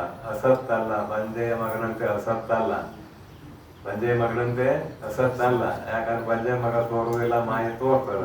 ಅಸತ್ತಲ್ಲ. ಸದಸತ್ ಅಂತ ಹೇಳ್ರಿ, ಹಂಗೂ ಹೇಳಕ್ ಬರುವುದಿಲ್ಲ. ಸತ್ತಲ್ಲ, ಅಸತ್ತಲ್ಲ, ಸದಸತ್ತಲ್ಲ. ಎರಡೂ ಐತಿ. ಸತ್ತನೂ ಐತಿ, ಅಸತ್ತನೂ ಐತಿ. ಅದ್ರಾಗಂತ ಹೇಳಕ್ ಬರುವುದಿಲ್ಲ. ಸತ್ತರ ಇರ್ಬೇಕು, ರಸತ್ತರ ಇರ್ಬೇಕು. ಸದಸತ್ತಂತೂ ಅಲ್ಲ. ಇನ್ನು ಅದಕ್ಕೆ ಅವಯವ ಅದಾವಿಲ್ಲೋ ಅಂದ್ರೆ ಸಾವಯವ. ಅವಯವ ಇದಾವಂತೂ ಹೇಳಕ್ ಬರೋದಿಲ್ಲ. ಇದಾವಂದ್ರೆ ಕಾಣಬೇಕಾಗಿತ್ತು. ನಮ್ಮ ಶರೀರದಾಗ ಅವಯವ ಇದ್ದಂತೆ ಅದು ಕಾಣಬೇಕಾಗಿತ್ತು. ಸಾವಯವ. ಸಾವಯವ ಅಲ್ಲಂದ್ರೆ ನಿರವಯವ ಅಲ್ರಿ. ನಿರವಯವ ಅಂದ್ರೆ ಏನಾಕತಿ? ಜಗತ್ತು ಹುಟ್ಟಿಸಕ್ ಬರೋದಿಲ್ಲ. ಜಗತ್ತು ಹುಟ್ಟಿಸ್ಬೇಕಂದ್ರೆ ಅದು ನಿರವಯವ ಆಗಬಾರ್ದು. ಅದ್ರಾಗ ಅವಯವ ಇರಬೇಕು. ಅಲ್ಲ, ಮತ್ತು ಸಾವಯವ ಅಂದ್ರೆ ಅದು ಅಲ್ಲಂತೇರಿ, ನಿರವಯವ ಅಂದ್ರೆ ಅದು ಅಲ್ಲಂತೇರಿ. ಯಾಕೆ? ಜಗತ್ತಿಗೆ ಕಾರಣ ಆದದ್ದರಿಂದ ನಿರವಯವ ಅಲ್ಲ. ಹಂಗಾರ ಸಾವಯವ ನಿರವಯವಂ ಅಂತ ಹೇಳಿಬಿಡ್ರಿ. ಹಂಗೂ ಹೇಳಕ್ ಬರೋದಿಲ್ಲ. ಅಲ್ಲ, ಅಲ್ಲೆಂದು ನಿರ್ವಯಂ, ಅಲ್ಲೆಂಬುದು ಎಂದು ಮಾಯೆಗೆ ಅನಿರ್ವಾಚ್ಯ ನವ ಪ್ರಕಾರಗಳು. 9 ರೀತಿಯಿಂದ ಯಾವುದು ಹೇಳಿಸಿಕೊಳ್ಳುವುದಕ್ಕೆ ಯೋಗ್ಯವಲ್ಲವೋ ಅದು ಮಾಯೆ. ಪರಮಾತ್ಮಂದು ಇಷ್ಟ ಐತಿ, ಮಾಯೆಗೆ ಎಷ್ಟು ಲಕ್ಷಣ ಇದಾವು. ಅವನು ಕೂಡ ಅನಿರ್ವಾಚ್ಯನೇ ಸಂದರ್ಭ ಬಂದಾಗ. ಇಲ್ಲಿ ಮಾಯೆ ಸುಳ್ಳಾಕತ್ತೆ, ಪರಮಾತ್ಮ ಸುಳ್ಳಾಗುವುದಿಲ್ಲ. ಇಷ್ಟೇ ವ್ಯತ್ಯಾಸ ಇದೆ. ಅನಿರ್ವಾಚ್ಯ ಸಿದ್ಧಾಂತ ಅಂತ ಒಂದು ನಮ್ಮ ಶಾಸ್ತ್ರಕ್ಕೆ ಒಪ್ಪಿಕೊಂಡಿದ್ದೇವೆ. ಅವುಗಳು ಘಟಪಟಾದಿಗಳು ದೃಷ್ಟಾಂತ ಕೊಡ್ತಾರೆ ಮುಂದೆ ಸುಲಭವಾಗಿ ತಿಳಿಲಿ ಅಂತ. ಏನ್ ಕೊಡ್ತಾರೆ? ಬೆಣ್ಣ ಅಂದ್ರೆ ಹೆಂಗಿರ್ತದೆ, ಬೆಣ್ಣ ಅಂದ್ರೆ ಹೆಂಗಿರ್ತದೆ, ಬೆಣ್ಣ ಅಂದ್ರೆ ಹೆಂಗಿರ್ತದೆ ಅಂತ ದೃಷ್ಟಾಂತ ಕೊಡ್ತಾರೆ. ಅವುಗಳು ಘಟಪಟಾದಿಗಳು. ಘಟ ಬೇರೆ, ಪಟ ಬೇರೆ. ಘಟ ತನ್ನಲ್ಲಿ ತಾನು ಇದೆ, ಪಟ ತನ್ನಲ್ಲಿ ತಾನು ಇದೆ. ಮಾನ್ಯದ ಏನೈತಿ? ತಾದಾತ್ಮ್ಯ ಸಂಬಂಧದಿಂದ ಪ್ರತಿಯೊಂದು ವಸ್ತುವು ತನ್ನಲ್ಲಿ ತಾನು ಇರುತ್ತದೆ. ಯಾವ ಸಂಬಂಧ? ತಾದಾತ್ಮ್ಯ ಸಂಬಂಧದಿಂದ ಪ್ರತಿಯೊಂದು ವಸ್ತು ತನ್ನಲ್ಲಿ ತಾನು ಇರುತ್ತದೆ. ಘಟಪಟ ಬೇರೆ ಬೇರೆ ತೋರ್ಪೋದು. ಏನ್ ಬರೋದು ನೋಡಿ, ಘಟಪಟಾದಿಗಳು ಬೇರೆ ಬೇರೆ ತೋರ್ಪೋದು ಭಿನ್ನ. ಇನ್ನ ಘಟಂ ಒಂದಾಗಿ ತೋರ್ಪೋದೇ ಅಭಿನ್ನ. ಘಟ ತನ್ನಲ್ಲಿ ತಾನು ತಾದಾತ್ಮ್ಯ ಸಂಬಂಧದಿಂದ ಇರುತ್ತದೆ ಅನ್ನೋದು ಅಭಿನ್ನ. ಆಮೇಲೆ ಶರೀರಗಳು ಅವಯವಗಳು ಬೇರೆ ಬೇರೆ ತೋರಿದರು ಎಲ್ಲವೂ ಶರೀರವಾಗಿರುವುದರಿಂದ ಎಲ್ಲವೂ ಶರೀರವಾಗಿ ಇರುವುದರಿಂ. ಇಲ್ಲೇನಿದೆ ನಮ್ಮ ಶರೀರದಲ್ಲಿ? ಕೈ, ಕಾಲು, ಕಣ್ಣು, ಕಿವಿ, ಮೂಗು, ಬಾಯಿ ಮೊದಲಾದ ಅವಯವಗಳು. ಹಾಗೆ ಕೇಶ, ರೋಮ. ಕೇಶ ಅಂದ್ರೆ ತಲೆಯಾಗಿರುವ ಕೂದಲು, ರೋಮ ಅಂದ್ರೆ ಶರೀರದಲ್ಲಿರುವಂತಹ ಕೂದಲುಗಳು. ಕೇಶ, ರೋಮ, ನಖಾದಿಗಳು. ಇವು ನಖಾನುಗುರುಗಳು, ನಖಾದಿಗಳು. ಕೇಶಗಳು ಅಂದ್ರೆ ತಲೆಯಾಗಿರುವ ಕೂದಲುಗಳು, ರೋಮ ಅಂದ್ರೆ ಮೈಯಾಗಿರುವ ಕೂದಲುಗಳು. ರೋಮ, ನಖಾದಿಗಳು ಭೋಗ ಸಾಧನವಾದ ಶರೀರಕ್ಕೆ ಸೇರಿಯುಂ. ಇದಕ್ಕೆ ಭೋಗಾಯತನ ಅಂತ ಕರಿತೇವೆ. ಸುಖ ದುಃಖ ರೂಪ ಸಾಕ್ಷಾತ್ಕಾರ, ಭೋಗ, ಅದನ್ನು ಅನುಭವಿಸುವುದಕ್ಕೆ ಈ ಶರೀರ ಬೇಕು. ಇದಕ್ಕೆ ಭೋಗ ರೂಪ ಭೋಗಾಯತನ ಅಂತ ಕರಿತೇವೆ. ಇಲ್ಲಿ ಅದನ್ನು ಬರ್ತಾರೆ. ಭೋಗ ಸಾಧನವಾದ ಸುಖ ದುಃಖಾದಿ ರೂಪ ಭೋಗವನ್ನು ಅನುಭವಿಸುವುದಕ್ಕೆ ಸಾಧನವಾದ ಶರೀರಕ್ಕೆ ಶೇರಿಯುಂ. ಶರೀರದೊಡನೆ ಕೂಡಿಕೊಂಡಿದ್ದಾವೆಲ್ಲ ಯಾವುವು? ನಖ, ಕೇಶ, ರೋಮ, ಕೈ, ಕಾಲು ಮೊದಲಾದ ಎಲ್ಲ ಅವಯವಗಳು. ಆದ್ರೆ ಇದ್ರಾಗ ಒಂದಷ್ಟು ಪೂರ್ಣ ಸೇರಿಕೊಂಡಿದ್ದಾವು, ಒಂದಷ್ಟು ಸೇರಿಕೊಂಡಿದ್ದಾವೆ, ಹೊರಗೂ ಇದ್ದಾವೆ. ಇದು ಬಲ್ಲಾತಕ್ಕೆ ಬೀಜದಂತೆ. ಊರು ಎಲ್ಲಿವರೆಗೆ ಶರೀರಕ್ಕೆ ಅಂಟಿಕೊಂಡಿರ್ತದ ಅಲ್ಲಿವರೆಗೆ ಅದಕ್ಕೆ ಬೆಟ್ಟ ಹತ್ತಿರ ರಕ್ತ ಬರ್ತದೆ. ಊರಟ್ರ ಶರೀರ ಬಿಟ್ಟು ಬೆಳೆದು ಮುಂದೆ ಬಂತಂದ್ರೆ ಅದು ಕತ್ತರಿಸ್ರಿ. ನೋವು ಆಕತ್ತೆ ಏನಂದ್ರೆ ಆಗುವುದಿಲ್ಲ. ತಲೆಗೆಲ್ಲ ಪೂರ್ತ ಕತ್ತರಿಸಿರ ನೋವು ಆಗುವುದಿಲ್ಲ. ಹಾಗೆ ರೋಗಗಳನ್ನು ಕತ್ತರಿಸಿದ್ರೆ ನೋವು ಆಗುವುದಿಲ್ಲ. ಇವು ಶರೀರಕ್ಕೆ ಸೇರಿದಂತೆಯೂ ಇವೆ, ಸೇರಲಾರದಂತೆಯೂ ಇವೆ. ಅದನ್ನು ಬರೀತಾರೆ ಇಲ್ಲಿ. ಶರೀರಕ್ಕೆ ಸೇರಿಯುಂ ಸೇರದೆಯು. ಸೇರಿಯುಮನ್ನು ಕೂಡಿಕೊಂಡು ಇದ್ದರೂ ಕೂಡ ಹೊರಗಿದ್ದಂತೆ ಕಾಣ್ತಾವ. ಮತ್ತೆ ಅಲ್ಲಿ ಉದಾಹರಣೆ ಕೊಟ್ಟರಲ್ಲ, ಕತ್ತರಿಸಿದ್ರೆ ಏನೋ ಆಗುದಿಲ್ಲ, ಓದ್ತಾರೆ ಏನೋ ಆಗುದಿಲ್ಲ. ಸೇರಿಯುಂ ಸೇರದೆಯು ಇರುವುದೇ ಭಿನ್ನ ಭಿನ್ನ. ಭಿನ್ನ ಅಭಿನ್ನ, ಭಿನ್ನ ಭಿನ್ನ. ಭಿನ್ನ ಅಂತೂ ಹೇಳಕ್ ಬರುವುದಿಲ್ಲ, ಅಭಿನ್ನ ಅಂತೂ ಹೇಳಕ್ ಬರುವುದಿಲ್ಲ. ಭಿನ್ನ ಭಿನ್ನ ಇದೆ ಎಂಬ ಭಿನ್ನ ಭಿನ್ನ ಇದೆ ಎಂಬ ಗಗನಾಧಿಕವೇ ಸತ್ತು. ಇದೆ ಎಂಬ ಇರುತ್ತದೆ ಎಂಬ ಗಗನಾಧಿಕವೇ ಆಕಾಶ, ವಾಯು, ಬೆಳಿ, ಪಂಚಭೂತಗಳನ್ನು ತಗೊಂಡ್ಬಿಡು ಮೇಲೆ. ಆದಿಪದ್ಯದಿಂದ ಗಗನಾಧಿಕವೇ 5 ಭೂತಗಳಂತೂ ಎಲ್ಲರಿಗೂ ಗೊತ್ತಿದ್ದಾವೆ. ಗಗನಾಧಿಕವೇ ಸತ್ತು ಇರ್ತಕ್ಕಂತಹ ಪದಾರ್ಥಗಳು. ಇಲ್ಲವೆಂಬ ಗಗನ ಕುಸುಮವೇ ಅಸತ್ತು. ಗಗನ ಕುಸುಮ ಬರೇ ಬಾಯಿ ಮಧ್ಯಾಗೈತೆ. ಆಕಾಶದಾಗ ಕಮಲ ಹರಡೈತೆ ಅಂತ. ಆಕಾಶದ ಕಮಲ ಯಾರು ಅಂದ್ರೆ ಚಂದ್ರ. ಆದ್ರೆ ಆ ಚಂದ್ರ ಅಲ್ಲ, ಇವರು ಕಮಲ ಹರಡೈತೆ ಅಂತ ಹೇಳ್ತಾರೆ. ಅಂದ ಗಗನ ಕುಸುಮ ಅಲ್ಲಿ ನೀರಿಲ್ಲ, ನಿಡಿ ಇಲ್ಲ, ಇಲ್ಲಂಗೆ ಗಗನ ಕುಸುಮ ಇರ್ತದ. ಅದು ಅಸತ್ತು, ಇಲ್ಲ. ಇದೇ ಇಲ್ಲವೆಂಬ, ಇದೆ ಅಥವಾ ಇಲ್ಲ, ಈ ರೀತಿಯಿಂದ ಶುಕ್ತಿಕ ರಚತ 9 ರೀತಿಯಿಂದ ಹೇಳಕ್ ಬರೋದಿಲ್ಲ. ಶುಕ್ತಿಕ ರಜತಾಧಿಕವೇ ಸದಸತ್ತು. ಶುಕ್ತಿಕ ರಜತ ಅದು ಸತ್ತನೂ ಅಲ್ಲ ಅಸತ್ತನೂ ಅಲ್ಲ. ಸದಸತ್ತು ಅಂತ ಹೇಳೋದು ಕೂಡ ಕಷ್ಟ. ಯಾಕಂದ್ರೆ ಮೊದಲೇ ಹೇಳಿ ಆಗೈತಿ, ಸತ್ತರ ಇರ್ಬೇಕಂದ್ರೆ ಅಸತ್ತರ ಇರ್ಬೇಕು, ಎರಡೂ ಕೂಡಿದಿರಕ್ಕಾಗೋದಿಲ್ಲ. ಆದ್ರೆ ಕಪ್ಪೆ ಚಿಪ್ಪಿನಲ್ಲಿ ಭ್ರಾಂತಿಯಿಂದ ತೋರುವ ಬೆಳ್ಳಿ ಕಾಣ್ತದ. ಸದ್ರೂಪನ್ನು ತಗೊಂಡು ಹೋಗಿ ಆಭರಣ ಮರ್ಸ್ಕೊಂಡ್ ಆಭರಣ ಮರ್ಸ್ಕೊಂಡು ಬರಕ್ ಬರುವುದಿಲ್ಲ, ಸದ್ರೂಪ ಅಲ್ಲ. ಹಂಗಾಗಿ ಇಲ್ಲ ಅಂತ ಹೇಳುವಂದ್ರೆ ಕಾಣ್ತದೆ, ಕಾಣೋದ್ರಿಂದ ಇಲ್ಲ ಅಂತ ಹೇಳಕ್ ಬರುವುದಿಲ್ಲ. ಅದಕ್ಕಾಗಿ ಸತ್ತಲ್ಲ ಅಸತ್ತಲ್ಲ, ಸದಸತ್ತು ಅಲ್ಲ. ಸದಸತ್ತು ಸಾಕಾರವಾಗಿರಬಹುದೇ ಸಾವಯವ. ಇನ್ನು ಸಾವಯವ ಯಾವುದು ಅಂತ ಕೇಳಿದ್ರೆ ನಮ್ಮ ಶರೀರ ಸಾಕಾರವಾಗಿರಬಹುದೇ ಸಾವಯವ. ನಿರಾಕಾರವಾಗಿ ವ್ಯವಹಾರವುಳ್ಳ ಅಭಾವವೇ ನಿರವಯವ. ಅಭಾವವೇ ಏನಂತಾರೆ, ಅಭಾವ ಅಂತ ಒಂದು ಪದಾರ್ಥ ನ್ಯಾಯಿಕ ಒಪ್ಪಿದಾರ, ನಾವು ಕೂಡ ಒಪ್ಪಿದ್ದೇವೆ, ನ್ಯಾಯಿಕಂತ ತಗೊಂಡಿದ್ದೇವೆ ಅಂತ ತಗೊಂಡ್ರಿ. ಅಭಾವವೇ ನಿರವಯವ, ವ್ಯವಹಾರವುಳ್ಳ, ನಿರಾಕಾರವಾಗಿ ವ್ಯವಹಾರವುಳ್ಳ. ಇಲ್ಲಿ ಘಟದ ಅಭಾವ ಇದೆ, ಇಲ್ಲಿ ದೇವದತ್ತನ ಅಭಾವ ಇದೆ. ದೇವದತ್ತದ ನೆಳಿಲ್ಲೇ ಇಲ್ಲ, ಅವನ ಅಭಾವ ಇದೆ. ಇದು ವ್ಯವಹಾರ, ಇದು ನಿರವಯವ. ಅಭಾವ ಅನ್ನೋ ಪದಾರ್ಥ ನಿರವಯವ, ಅದಕ್ಕೆ ಅವಯವ ಇಲ್ಲ. ಇಲ್ಲಿ ನಿರವಯವ ಅನಿರ್ವಾಚ್ಯವಾದ. ಎಷ್ಟು ರೀತಿಯಿಂದ ಹೇಳಿದ್ರೆ ವಚನ, ಎಷ್ಟು ರೀತಿಯಿಂದ ಹೇಳಲಿಕ್ಕೆ ಬಾರದೆ ಇರುವುದೇ ಅನಿರ್ವಾಚ್ಯ. ಅನಿರ್ವಾಚ್ಯವಾದ ಮರಹ ಎಂಬ, ಮರವೆ ಎಂಬ, ಮರವೆ ಬಗ್ಗೆ ತಮಾಷೆ ಮಾಡ್ತಾರೆ. ಮರವೆ ಎಂಬ ಮರ್ತಿರ್ತಾನೆ ಏನೋ ಒಂದು ಪದಾರ್ಥ ಮನುಷ್ಯ. ಯಾವಾಗ ಮರ್ತಿರ್ತಾನೆ ಅನ್ನೋದು ಗೊತ್ತಿಲ್ಲ, ಮರ್ತಿರ್ತಾನೆ. ಯಾಕೆ ಮರ್ತ ಅನ್ನೋದು ಗೊತ್ತಿರುವುದಿಲ್ಲ. ನಮ್ಮನ್ನು ನಾವು ಮರೆತಿದ್ದೇವೆ, ಮರೆತಂತೆ ಆಗಿದೆ. ನೋಡೋಣ, ಮರಹ ಎಂಬ ಅಜ್ಞಾನವೇ, ಈ ಅಜ್ಞಾನವೇ ನಮ್ಮನ್ನು ಮರೆಸಿದ ಅಜ್ಞಾನವೇ ಸಾವಯವ ನಿರವಯವಂ ಅಲ್ಲೆಂಬುದಕ್ಕೂ. ಅದು ಸಾವಯವೂ ಅಲ್ಲ, ನಿರವಯವೂ ಅಲ್ಲ. ಈ ರೀತಿಯಿಂದ ಹೇಳಲಿಕ್ಕೆ ಬರುವುದಿಲ್ಲ ಅಂತ ಯಾರೋ ಒಬ್ಬರು ಕೇಳಿರಂತ.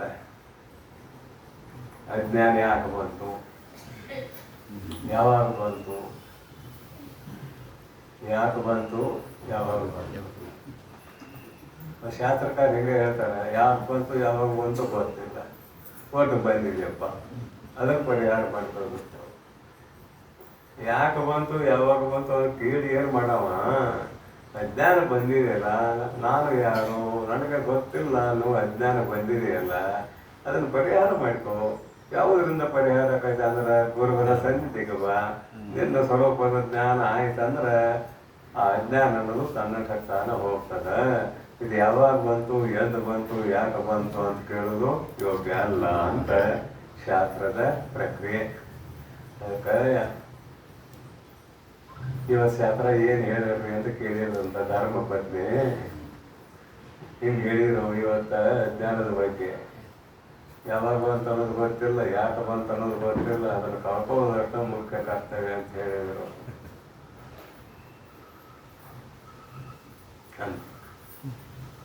ಅದನ್ನ ಯಾಕೆ ಕೇಳಕ್ ಹೋಗ್ತೇನೆ ಅಂದ್ರೆ, ಯಾವಾಗ ಬಂತ ಅನ್ನೋದು ಗೊತ್ತಿಲ್ಲ, ಯಾಕೆ ಬಂತ ಅನ್ನೋದು ಗೊತ್ತಿಲ್ಲ, ಹೇಳಾಕ ಬರೋದಿಲ್ಲ, 9 ಪ್ರಕಾರದಿಂದ ಹೇಳಾಕ ಬರೋದಿಲ್ಲ. ಮತ್ತೆ ಅದಕ್ಕೆ ಯಾಕೆ ಕೇಳಬೇಕ್ರಿ? ಶಾಸ್ತ್ರ ಏನು ಕೆಲಸ ಐತಿ ಇರೋದು ನಿಮ್ಮ ಕಾಲದಲ್ಲಿ ಅಂತ ಹೇಳಿದಂತ. ನಿನಗೆ ಇಂಗ್ಲೀಷ್ ಬರ್ತದೆ ಏನಂತ ಕೇಳಿ. ಯಾಕೆ ಇಂಗ್ಲೀಷ್ ಓದಿರಲಿಲ್ಲ, ಬರುವುದಿಲ್ಲ. ಯಾವಾಗಿಂದ ಬರುವುದಿಲ್ಲ?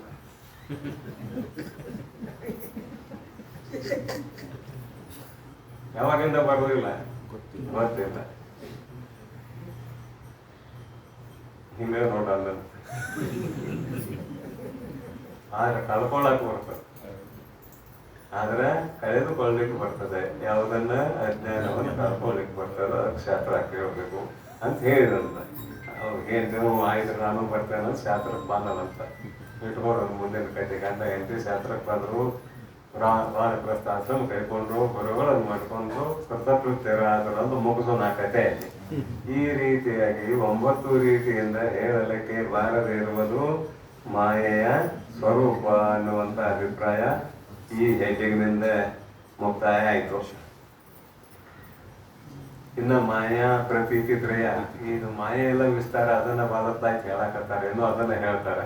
ಮಾಯಾ ಪ್ರತೀತಿ ತ್ರಯ ಬಳಿಕ ಮಾಯೆಯೇ ಶ್ರುತಿ ಸಂಬಂಧಿ ಜ್ಞಾನ, ಯುಕ್ತಿ ಸಂಬಂಧಿ ಜ್ಞಾನ, ಲೋಕ ಸಂಬಂಧಿ ಜ್ಞಾನವೆಂಬ ಜ್ಞಾನತ್ರಯದಂ ಕ್ರಮವಿಡಿದು ಗಗನ ಕುಸುಮದಂತೆ ತುಚ್ಛವೆನಿಸಿ, ಶುಕ್ತಿಕ ರಜತದಂತೆ ಅನಿರ್ವಾಚ್ಯವೆನಿಸಿ, ಆತ್ಮನಂತೆ ಅಸ್ತಿ ಎಂದು ಎನಿಸಿಕೊಳ್ಳುತ್ತಿರ್ಪು. ನೋಡಿ, 3 ಕೊಟ್ಟಾರ. ಬಳಿಕ ನಂತರ ಮೇಲೆ ಹೇಳಿದಂತಹ ಮಾಯೆಯು ಶ್ರುತಿ ಸಂಬಂಧಿ ಜ್ಞಾನದಿಂದ, ಅರ್ಥ ಮಾಡಿಬಿಡೋಣ ಇಲ್ಲಿ, ಶ್ರುತಿ ಸಂಬಂಧಿ ಜ್ಞಾನದಿಂದ, ಉಪನಿಷತ್ತುಗಳ ಜ್ಞಾನದಿಂದ ಮಾಯೆಗೆ ಇರುವಿಕೆ ಇಲ್ಲವೇ ಇಲ್ಲ. ಮಾಯೆಗೆ ಇರುವಿಕೆ ಇಲ್ಲವೇ ಇಲ್ಲ. ಅದು ಬೇಕಂದ್ರೆ ನಾಸತೋ ವಿದ್ಯತೆ ಭಾವೋ ನಾಭಾವೋ ವಿದ್ಯತೆ ಸತಃ ಉಭಯೋರಪಿ ದೃಷ್ಟವಂತ್ವಸ್ತನಯೋಸ್ತತ್ವದರ್ಶಿಭಿ ಎನ್ನುವ ಭಗವದ್ಗೀತಾ ಶ್ಲೋಕದ ಅರ್ಥವನ್ನು ಮಾಡಿಕೊಂಡ್ರೆ ನಮ್ಗೆ ಗೊತ್ತಾಗ್ತದ. ಜಗತ್ತಿನಲ್ಲಿ ಒಂದು ಸತ್ ಪದಾರ್ಥ ಇದೆ, ಇನ್ನೊಂದು ಅಸತ್ ಪದಾರ್ಥ ಇದೆ. ಅದು ಯಾವಾಗಲೂ ಇಲ್ಲದೆ ಇದ್ದರೂ ಅಸತ್ ಪದಾರ್ಥ ತೋರುವತನ ಮಾತ್ರ ಅದಕ್ಕಿದೆ. ಅದಕ್ಕೆ ಯಾವಾಗಲೂ ಇರುವಿಕೆ ಇಲ್ಲ, ತೋರುವತನ ಮಾತ್ರ ಇದೆ. ಸತ್ ಪದಾರ್ಥಕ್ಕೆ ತೋರುವತನ ಇಲ್ಲ, ಇರುವಿಕೆ ಇದೆ. ತಮಾಷೆ ಆಗ್ತೈತಿ. ಯಾವುದು ತೋರುತ್ತದೆಯೋ ಅದಕ್ಕೆ ಇರುವಿಕೆ ಇಲ್ಲ, ಯಾವುದು ತೋರುವುದಿಲ್ಲವೋ ಅದಕ್ಕೆ ಇರುವಿಕೆ ಇದೆ. ಇದು ಶಾಸ್ತ್ರ. ನಮ್ಮ ಶರೀರ ತೋರ್ತದ, ಇದಕ್ಕೆ ಇರುವಿಕೆ ಇಲ್ಲ. ಪ್ರತಿ ಕ್ಷಣದಲ್ಲಿ ಬದಲಾಗ್ತದೆ, ಇರುವಿಕೆ ಇಲ್ಲ. ಒಳಗಿರುವ ಚೈತನ್ಯ ಕಾಣೋದಿಲ್ಲ, ತೋರೋದಿಲ್ಲ, ಅದಕ್ಕೆ ಇರುವಿಕೆ ಇದೆ. ಅದಕ್ಕೆ ಇರುವಿಕೆ ಇದೆ. ಅದಕ್ಕೆ ಇರುವಿಕೆಯಲ್ಲಿ ಹೋಗಿದ್ರೆ ಅದು ಬಿದ್ದು ಹೋಗಿತ್ತು. ಅದಕ್ಕೆ ಇರುವಿಕೆ ಇದೆ. ಈ ಶರೀರಕ್ಕೆ ಇರುವಿಕೆ ಇಲ್ಲ. ಇದುವೇ ಅಸತ್ ಪದಾರ್ಥ, ಆತ್ಮವೇ ಸತ್ ಪದಾರ್ಥ. ಶ್ರುತಿಯ ಸಂಬಂಧ ಜ್ಞಾನದಿಂದ ಮಾಯೆಗೆ ಇರುವಿಕೆ ಇಲ್ಲ. ಇದು ಮಾಯಾ ಕಾಯಿಲೆ ಶರೀರ. ಶ್ರುತಿಯ ಜ್ಞಾನದಿಂದ ಇದಕ್ಕೆ ಇರುವಿಕೆ ಇಲ್ಲ. ಅರ್ಥ ಆಗ್ತದಿಲ್ಲ. ಶ್ರುತಿಯ ಸಂಬಂಧ ಜ್ಞಾನದಿಂದ ಇದಕ್ಕೆ ಇರುವಿಕೆ ಇಲ್ಲ. ಆಮೇಲಿನ ಯುಕ್ತಿ ಸಂಬಂಧಿ ಜ್ಞಾನದಿಂದ, ಯುಕ್ತಿ ಸಂಬಂಧಿ ಜ್ಞಾನದಿಂದ ಕಪ್ಪೆ ಚಿಪ್ಪಿನಲ್ಲಿ ತೋರುವ ಬೆಳ್ಳಿ, ನಮ್ಮ ಬಂಡವಾಳವ ಕಪ್ಪೆ ಚಿಪ್ಪಿನಲ್ಲಿ ಭ್ರಾಂತಿಯಿಂದ ತೋರುವ ಬೆಳ್ಳಿ. ಆ ಬೆಳ್ಳಿ ಏನಿದೆಯಲ್ಲ ಅದು ಸತ್ತು ಅಲ್ಲ, ಅಸತ್ತು ಅಲ್ಲ, ಸದಸತ್ತು ಅಲ್ಲ. ಸತ್ ರೂಪ ಅಲ್ಲ, ಸತ್ತು ಅಲ್ಲ, ಸತ್ತು ಅಲ್ಲ, ಸದಸತ್ತು ಅಲ್ಲ, ಸತ್ತಲ್ಲ, ಸತ್ತಲ್ಲ, ಸದಸತ್ತು ಅಲ್ಲ. ಇದೊಂದು ಯುಕ್ತಿ ಜ್ಞಾನದಿಂದ ಅಲ್ಲಿ ಕಪ್ಪೆ ಚಿಪ್ಪಿನಲ್ಲಿ ತೋರುವ ಬೆಳ್ಳಿಗೂ ಕೂಡ ಇರುವಿಕೆ ಇಲ್ಲ. ತೋರ್ತದೆ, ಇರುವಿಕೆ ಇಲ್ಲ. ಇಲ್ಲ. ಲೋಕ ಸಂಬಂಧಿ ಜ್ಞಾನದಿಂದ ಆತ್ಮನಂತೆ ಜಗತ್ತು ಸತ್ಯ, ಆತ್ಮನಂತೆ ಈ ಶರೀರವು ಸತ್ಯ. ಇದು ಲೋಕ ಸಂಬಂಧಿ ಜ್ಞಾನ. ಇದು ನಾನು. ಮತ್ತೆ ಈ ಲೋಕ ಸಂಬಂಧಿ ಜ್ಞಾನ ಶರೀರ ನಾನು ಅನ್ನದೇ ಹೋದರೆ ವ್ಯವಹಾರ ನಡೀತೈತೇನೆ. ಶರೀರನ ಅಂದಾಗನೇ ವ್ಯವಹಾರ ನಡೀತೈತಿ. ಶರೀರ ನಾನು ಅಂದಾಗನೇ ವ್ಯವಹಾರ ನಡೀತೈತಿ. ಅದಕ್ಕೆ ಲೋಕ ಸಂಬಂಧಿ ಜ್ಞಾನದಿಂದ ಇದು ಸದ್ರೂಪ ಬರುತ್ತಾರೆ ನೋಡ್ರಿ. ಹೇಳ್ತೇನೆ ಏನಂತಾರೆ. ಬಳಿಕ ಸತ್ವ ಜಡ ದುಃಖ ಆಯ್ತು, ನಮ್ಮ ಪ್ರಕಾರ ಆಯ್ತಲ್ಲ. ಬಳಿಕ ಮಾಯೆಯೇ ಶ್ರುತಿ ಸಂಬಂಧಿ ಜ್ಞಾನ. ಶ್ರುತಿ ಸಂಬಂಧಿ ಜ್ಞಾನದಿಂದ ಕ್ರಮವಾಗಿ ಮುಂದೆ ಹೇಳಿದ್ದಾರೆ. ಒಂದು ಶ್ರುತಿ ಸಂಬಂಧಿ ಜ್ಞಾನ, ಇನ್ನೊಂದು ಯುಕ್ತಿ ಸಂಬಂಧಿ ಜ್ಞಾನ, ಮತ್ತೊಂದು ಲೋಕ ಸಂಬಂಧಿ ಜ್ಞಾನವೆಂಬ ಜ್ಞಾನತ್ರಯದಂ ಕ್ರಮವಿಡಿದು ಗಗನ ಕುಸುಮ, ಹೇಗೆ ಆಕಾಶದ ಕುಸುಮ ನುಡಿ ಮಾತ್ರವಿದೆಯೋ ಅದಕ್ಕೆ ಇರುವಿಕೆ ಇಲ್ಲವೋ ಹಾಗೆ ಮಾಯೆಗೆ ಇರುವಿಕೆ ಇಲ್ಲ. ಆದುದರಿಂದ ಅಸತ್. ಗಗನ ಕುಸುಮದಂತೆ ಅಸತ್ತರ ಅಂದ್ರೆ ತುಚ್ಛರ ಅಂದ್ರೆ ತುಚ್ಛವೆನಿಸಿಕೊಳ್ಳುವುದು. ನುಡಿ ಮಾತ್ರ ಇದಕ್ಕೆ ತುಚ್ಛ ಅಂತ ಕರಿತೇವೆ. ಶುಕ್ತಿಕ ರಜತದಂತೆ ಅನಿರ್ವಾಚ್ಯ ಹೇಳಿದ್ನಲ್ಲ, ಸತ್ತಲ್ಲ ಸತ್ತಲ್ಲ ಸತ್ತಲ್ಲ 9 ರೀತಿಯಿಂದ ಹೇಳಲಿಕ್ಕೆ ಬರೋದಿಲ್ಲ. ಭ್ರಾಂತ್ಯಾತ್ಮಕವಾದ ಬೆಳ್ಳಿಯ ವಿಷಯಕವಾಗಿ. ಆಮೇಲೆ ಆತ್ಮನಂತೆ ಈ ಶರೀರವು ಅಥವಾ ಮಾಯೆಯು ಇದೆ ಎಂದು ಹೇಳಿಸಿಕೊಳ್ಳುವುದೇ ಅಸ್ಥಿ ಎಂದು ಎನಿಸಿಕೊಳ್ಳುತ್ತಿರ್ಪುಂ. ಲೋಕ ಸಂಬಂಧಿ ಜ್ಞಾನದಿಂದ ಮಾಯೆ ಇದೆ ಅಂತ ಹೇಳಿಸ್ಕೊಳ್ತಾರೆ. ಅಭಿಪ್ರಾಯ ಏನು? ಮಾಯೆ ಇದ್ದಾಗಲೇ ಲೋಕ ಇದೆ, ಲೋಕ ಇದೆ ಅಂತ ಯಾವಾಗ ಒಪ್ಪಿದ್ದಾನ ಅದು ಸತ್ಪದಾರ್ಥ ಆಗ್ತದೆ ಮಾಯೆ. ಈ ರೀತಿಯಾಗಿ ಮಾಯಾ ಪ್ರತೀತಿ ತ್ರಯ ಅಂತ ಬರೆದ್ರು. ಇನ್ನು ಬಿಡವಲ್ಲ ಮಾಯಾ ಬಗ್ಗೆ, ಇನ್ನು ಮುಂದಿನ ಮಾಯನ ಐತಿ. ಮತ್ತಮ ತಮಸ್ಸು ಮಾಯೆ ಮೋಹ ಅವಿದ್ಯೆ ಅನುತಾತ್ಮಿಕ ಎಂಬ ಇವೇ ಮಾಯಾ ಪಂಚಕಂ. ಅದರಲ್ಲಿ ಇಲ್ಲಿ ನಾಮ ಸಂಕೀರ್ತನ ಉದ್ದೇಶ. ಆ ಮಾಯೆಗೆ 5 ಹೆಸರು ಕೊಡ್ತಾರೆ.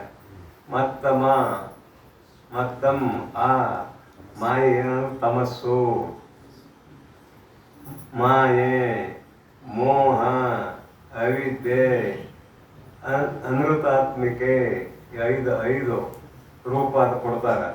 ಎಂಬಿವೆ ಮಾಯಾ ಪಂಚಕಂ. ಈ ಮಾಯ 5 ತೆರಳಾಗಿದೆ, ಮಾಯಾ ಪಂಚಕಂ. ಅದನ್ನು ವಿವರಣೆ ಮಾಡ್ತಾರೆ. ಹೆಂಗಂತ ನೋಡ್ರಿ. ಜೀವಚೇತನವನ್ನು ಆಚ್ಛಾದಿಪುದರನ್ನು ತಮಸ್ಸೆನಿಸುವುದು. ಕತ್ತಲೆಯ ಕೋಣೆಯಲ್ಲಿ ಏನೇನಿದೆ ನೋಡಿ ಬಾರಪ್ಪ ಅಂತಪ್ಪನ್ನು ಕಳಿಸಿದಾಗ ಅಲ್ಲೇನಿದೆ ಅಂತ ಹೇಳ್ತಾನವ, ಬರೀ ಕತ್ಲ ಇದೆ ರೀ, ಬೇರೆ ಏನೂ ಇಲ್ಲ. ಅಲ್ಲೇನೋ ಕಣ್ಣು ನೋಡ್ತು, ಏನು ನೋಡ್ತು? ಕತ್ತಲೆ ಏನು ನೋಡ್ತು? ಅಲ್ಲಿ ಏನೂ ಇಲ್ಲ ಅಂತ ಹೇಳಿದ. ಕತ್ತಲೆ ಏನು ಮಾಡಿತು? ಅಲ್ಲಿರುವ ಪದಾರ್ಥಗಳೆಲ್ಲ ಮುಸುಕು ಹಾಕಿತು. ಹಾಗೆ ಅಜ್ಞಾನ ಏನು ಮಾಡಿತು? ಆ ಜೀವಾತ್ಮನಿಗೆ ತನ್ನ ಸ್ವರೂಪವನ್ನು ತಿಳಿದುಕೊಳ್ಳಲಾರದಂತೆ ಮಾಡಿತು. ಇದು ತಮಸ್ಸು. ಜೀವಾತ್ಮ ಕಂಡ ಚೈತನ್ಯ ಸ್ವರೂಪ, ಜನನ ಮರಣ ರಹಿತ, ಶೋಕ ಮೋಹ ರಹಿತ, ಹಸಿವೆ ತುಷ ರಹಿತ, ಏನೂ ಇಲ್ಲ ಇವನಲ್ಲಿ. ಆದರೂ ಕೂಡ ಇವನ ಸ್ವರೂಪದ ಮೇಲೆ ಮುಸುಕು ಹಾಕಿ ಇವನ ಸ್ವರೂಪವು ಇವನಿಗೆ ತಿಳಿಯಲಾರದಂತೆ ಮಾಡಿದ್ದರಿಂದ ಮಾಯಿಗೆ ತಮಸ್ಸು ಅನ್ನುವ ಹೆಸರು ಬಂತು. ತಮಸ್ಸು ಅನ್ನುವ ಹೆಸರು ಯಾಕೆ ಬಂತು ಅಂದ್ರೆ ಇದು ತಮಸ್ಸೆನಿಸುವುದು. ಇನ್ನು ಜಗದ್ರೂಪಮಾದ ಅನ್ಯಥಾ ತೋರ್ಕೆಗೆ ಕಾರಣಂ ಅಪ್ಪುದರಿಂದ ಮಾಯೆ ಎನಿಸುವುದು. ಇರುವುದು ಒಂದು ಆತ್ಮತತ್ವ.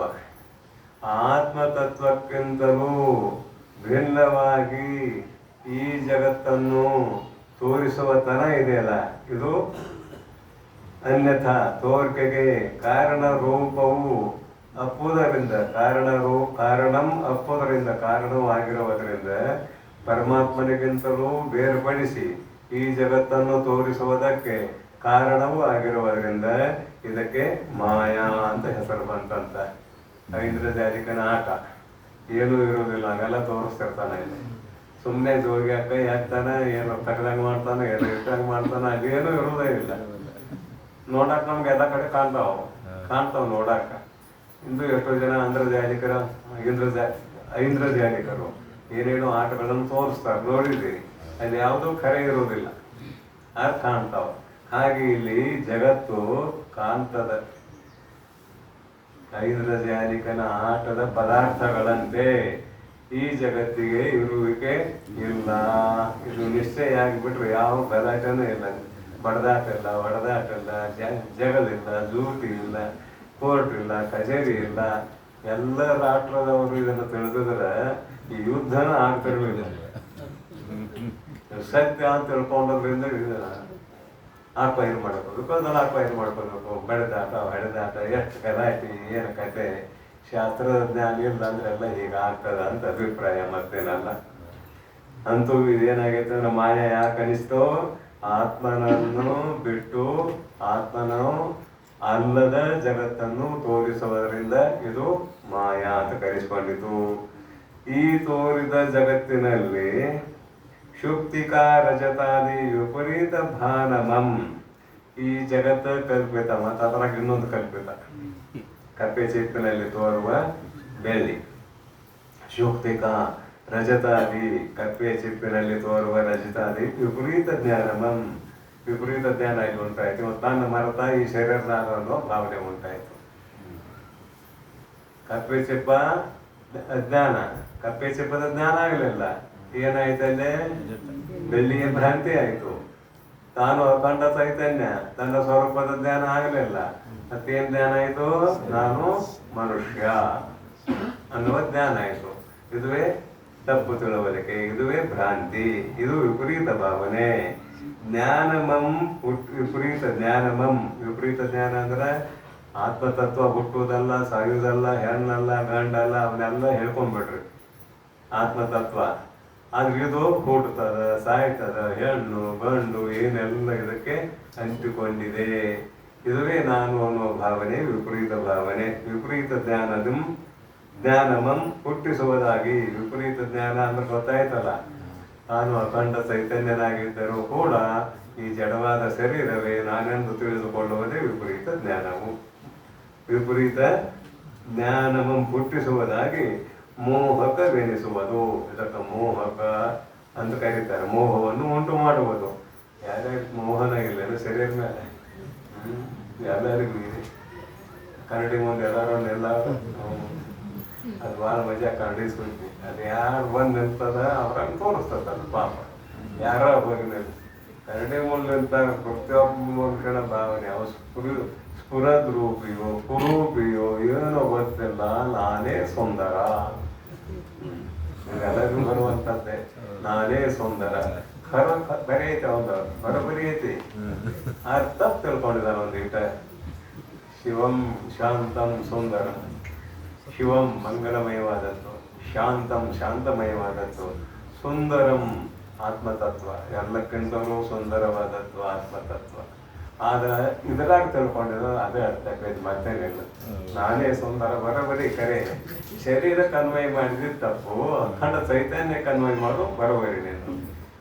ಆತ್ಮತತ್ವ ಇದ್ರಾಗ ಇರುವುದರಿಂದಲೇ ಇದು ಸುಂದರವಾಗಿ ಕಾಣಕತ್ತದ್ರಿ ಮಾರಾಯರ. ಆತ್ಮತತ್ವ ಇದ್ರಾಗಿಲ್ಲ ಆದ್ರೆ ಇತರ ಸೌಂದರ್ಯ ಏನಿದೆ. 3 ದಿನ ಇಟ್ಟು ನೋಡ್ರಿ ಗೊತ್ತಾಕೈತಿ ಇದ್ರ ಸೌಂದರ್ಯ. ಅವಾಗ ಗೊತ್ತಾಕೈತಿ ನಾನೇ ಸುಂದರ ಅನ್ನೋದು ಆತ್ಮತತ್ವದಲ್ಲಿಯೇ ಸೌಂದರ್ಯ ಇದೆ. ಅದನ್ನ ಅದಿದ್ದದ್ರಿಂದಲೇ ಇದು ಸುಂದರ ಕಾಣಕತ್ತತಿ. ಇದು ಸುಂದರ ಅಲ್ಲ ಅಂತೂ ಕರಡಿ ಮುಂದೆ ನಿಂತಾಗ ಲೋಕಾರೂಢಿಗೆ ನಾನೇ ಎಲ್ಲರಿಗಿಂತ ಸುಂದರ ಅಂತ. ತಪ್ಪು ಭ್ರಾಂತಿ, ಮತ್ತೇನಿಲ್ಲ. ಮೋಹ, ಇದುವೇ ಮೋಹ. ಮೋಹಂ ಎನಿಸುವುದು. ವಿದ್ಯೆಯಂ ಕೆಡುವುದರಂ ಅವಿದ್ಯೆ ಎನಿಸುವುದು. ವಿದ್ಯೆಯಿಂದ ಕೆಟ್ಟಂದ್ರೆ ಅವಿದ್ಯೆ ಅಂತ ಕರೆಸಿಕೊಳ್ತದೆ. ಸದ್ರೂಪಕ್ಕೆ ವಿಲಕ್ಷಣಂ ಅಪ್ಪುದರಿಂದ ಅನೃತಾತ್ಮಿಕೆಯಪ್ಪು. ಸದ್ರೂಪವಾದ ಬ್ರಹ್ಮಕ್ಕಿಂತಲೂ ಭಿನ್ನವಾದ್ದರಿಂದ ಅನೃತಾತ್ಮಿಕ ಅಂದ್ರೆ ಸುಳ್ಳು. ಅನೃತ ಅಂದ್ರೆ ಸುಳ್ಳು ತೋರ್ತದ, ಇದಕ್ಕೆ ಇರುವಿಕೆ ಇಲ್ಲ, ಇದುವೇ ಸುಳ್ಳು ಅಂತ ಹೀಗೆ ಮಾಯಾ ಪಂಚಕವನ್ನ ಇಲ್ಲಿ ಹೇಳಿದ್ದಾರೆ. ಮುಂದಿನ ವಿಷಯ ಮತ್ತೆ ನಾಳಿನ ಪ್ರವಚನದಲ್ಲಿ ತಿಳಿಯೋಣವೆಂದು ಹಾರೈಸಿ ವಿರಮಿಸುತ್ತೇನೆ. ಓಂ ತತ್ಸತ್ ಪರಬ್ರಹ್ಮಣೇ ನಮಃ. पूर्णमद पूर्णमिदं पूर्णात् पूर्णमुदच्यते पूर्णस्य पूर्णमादाय पूर्णमेवावशिष्यते. ओम शांति शांति शांति. ओम नमः शिवाय.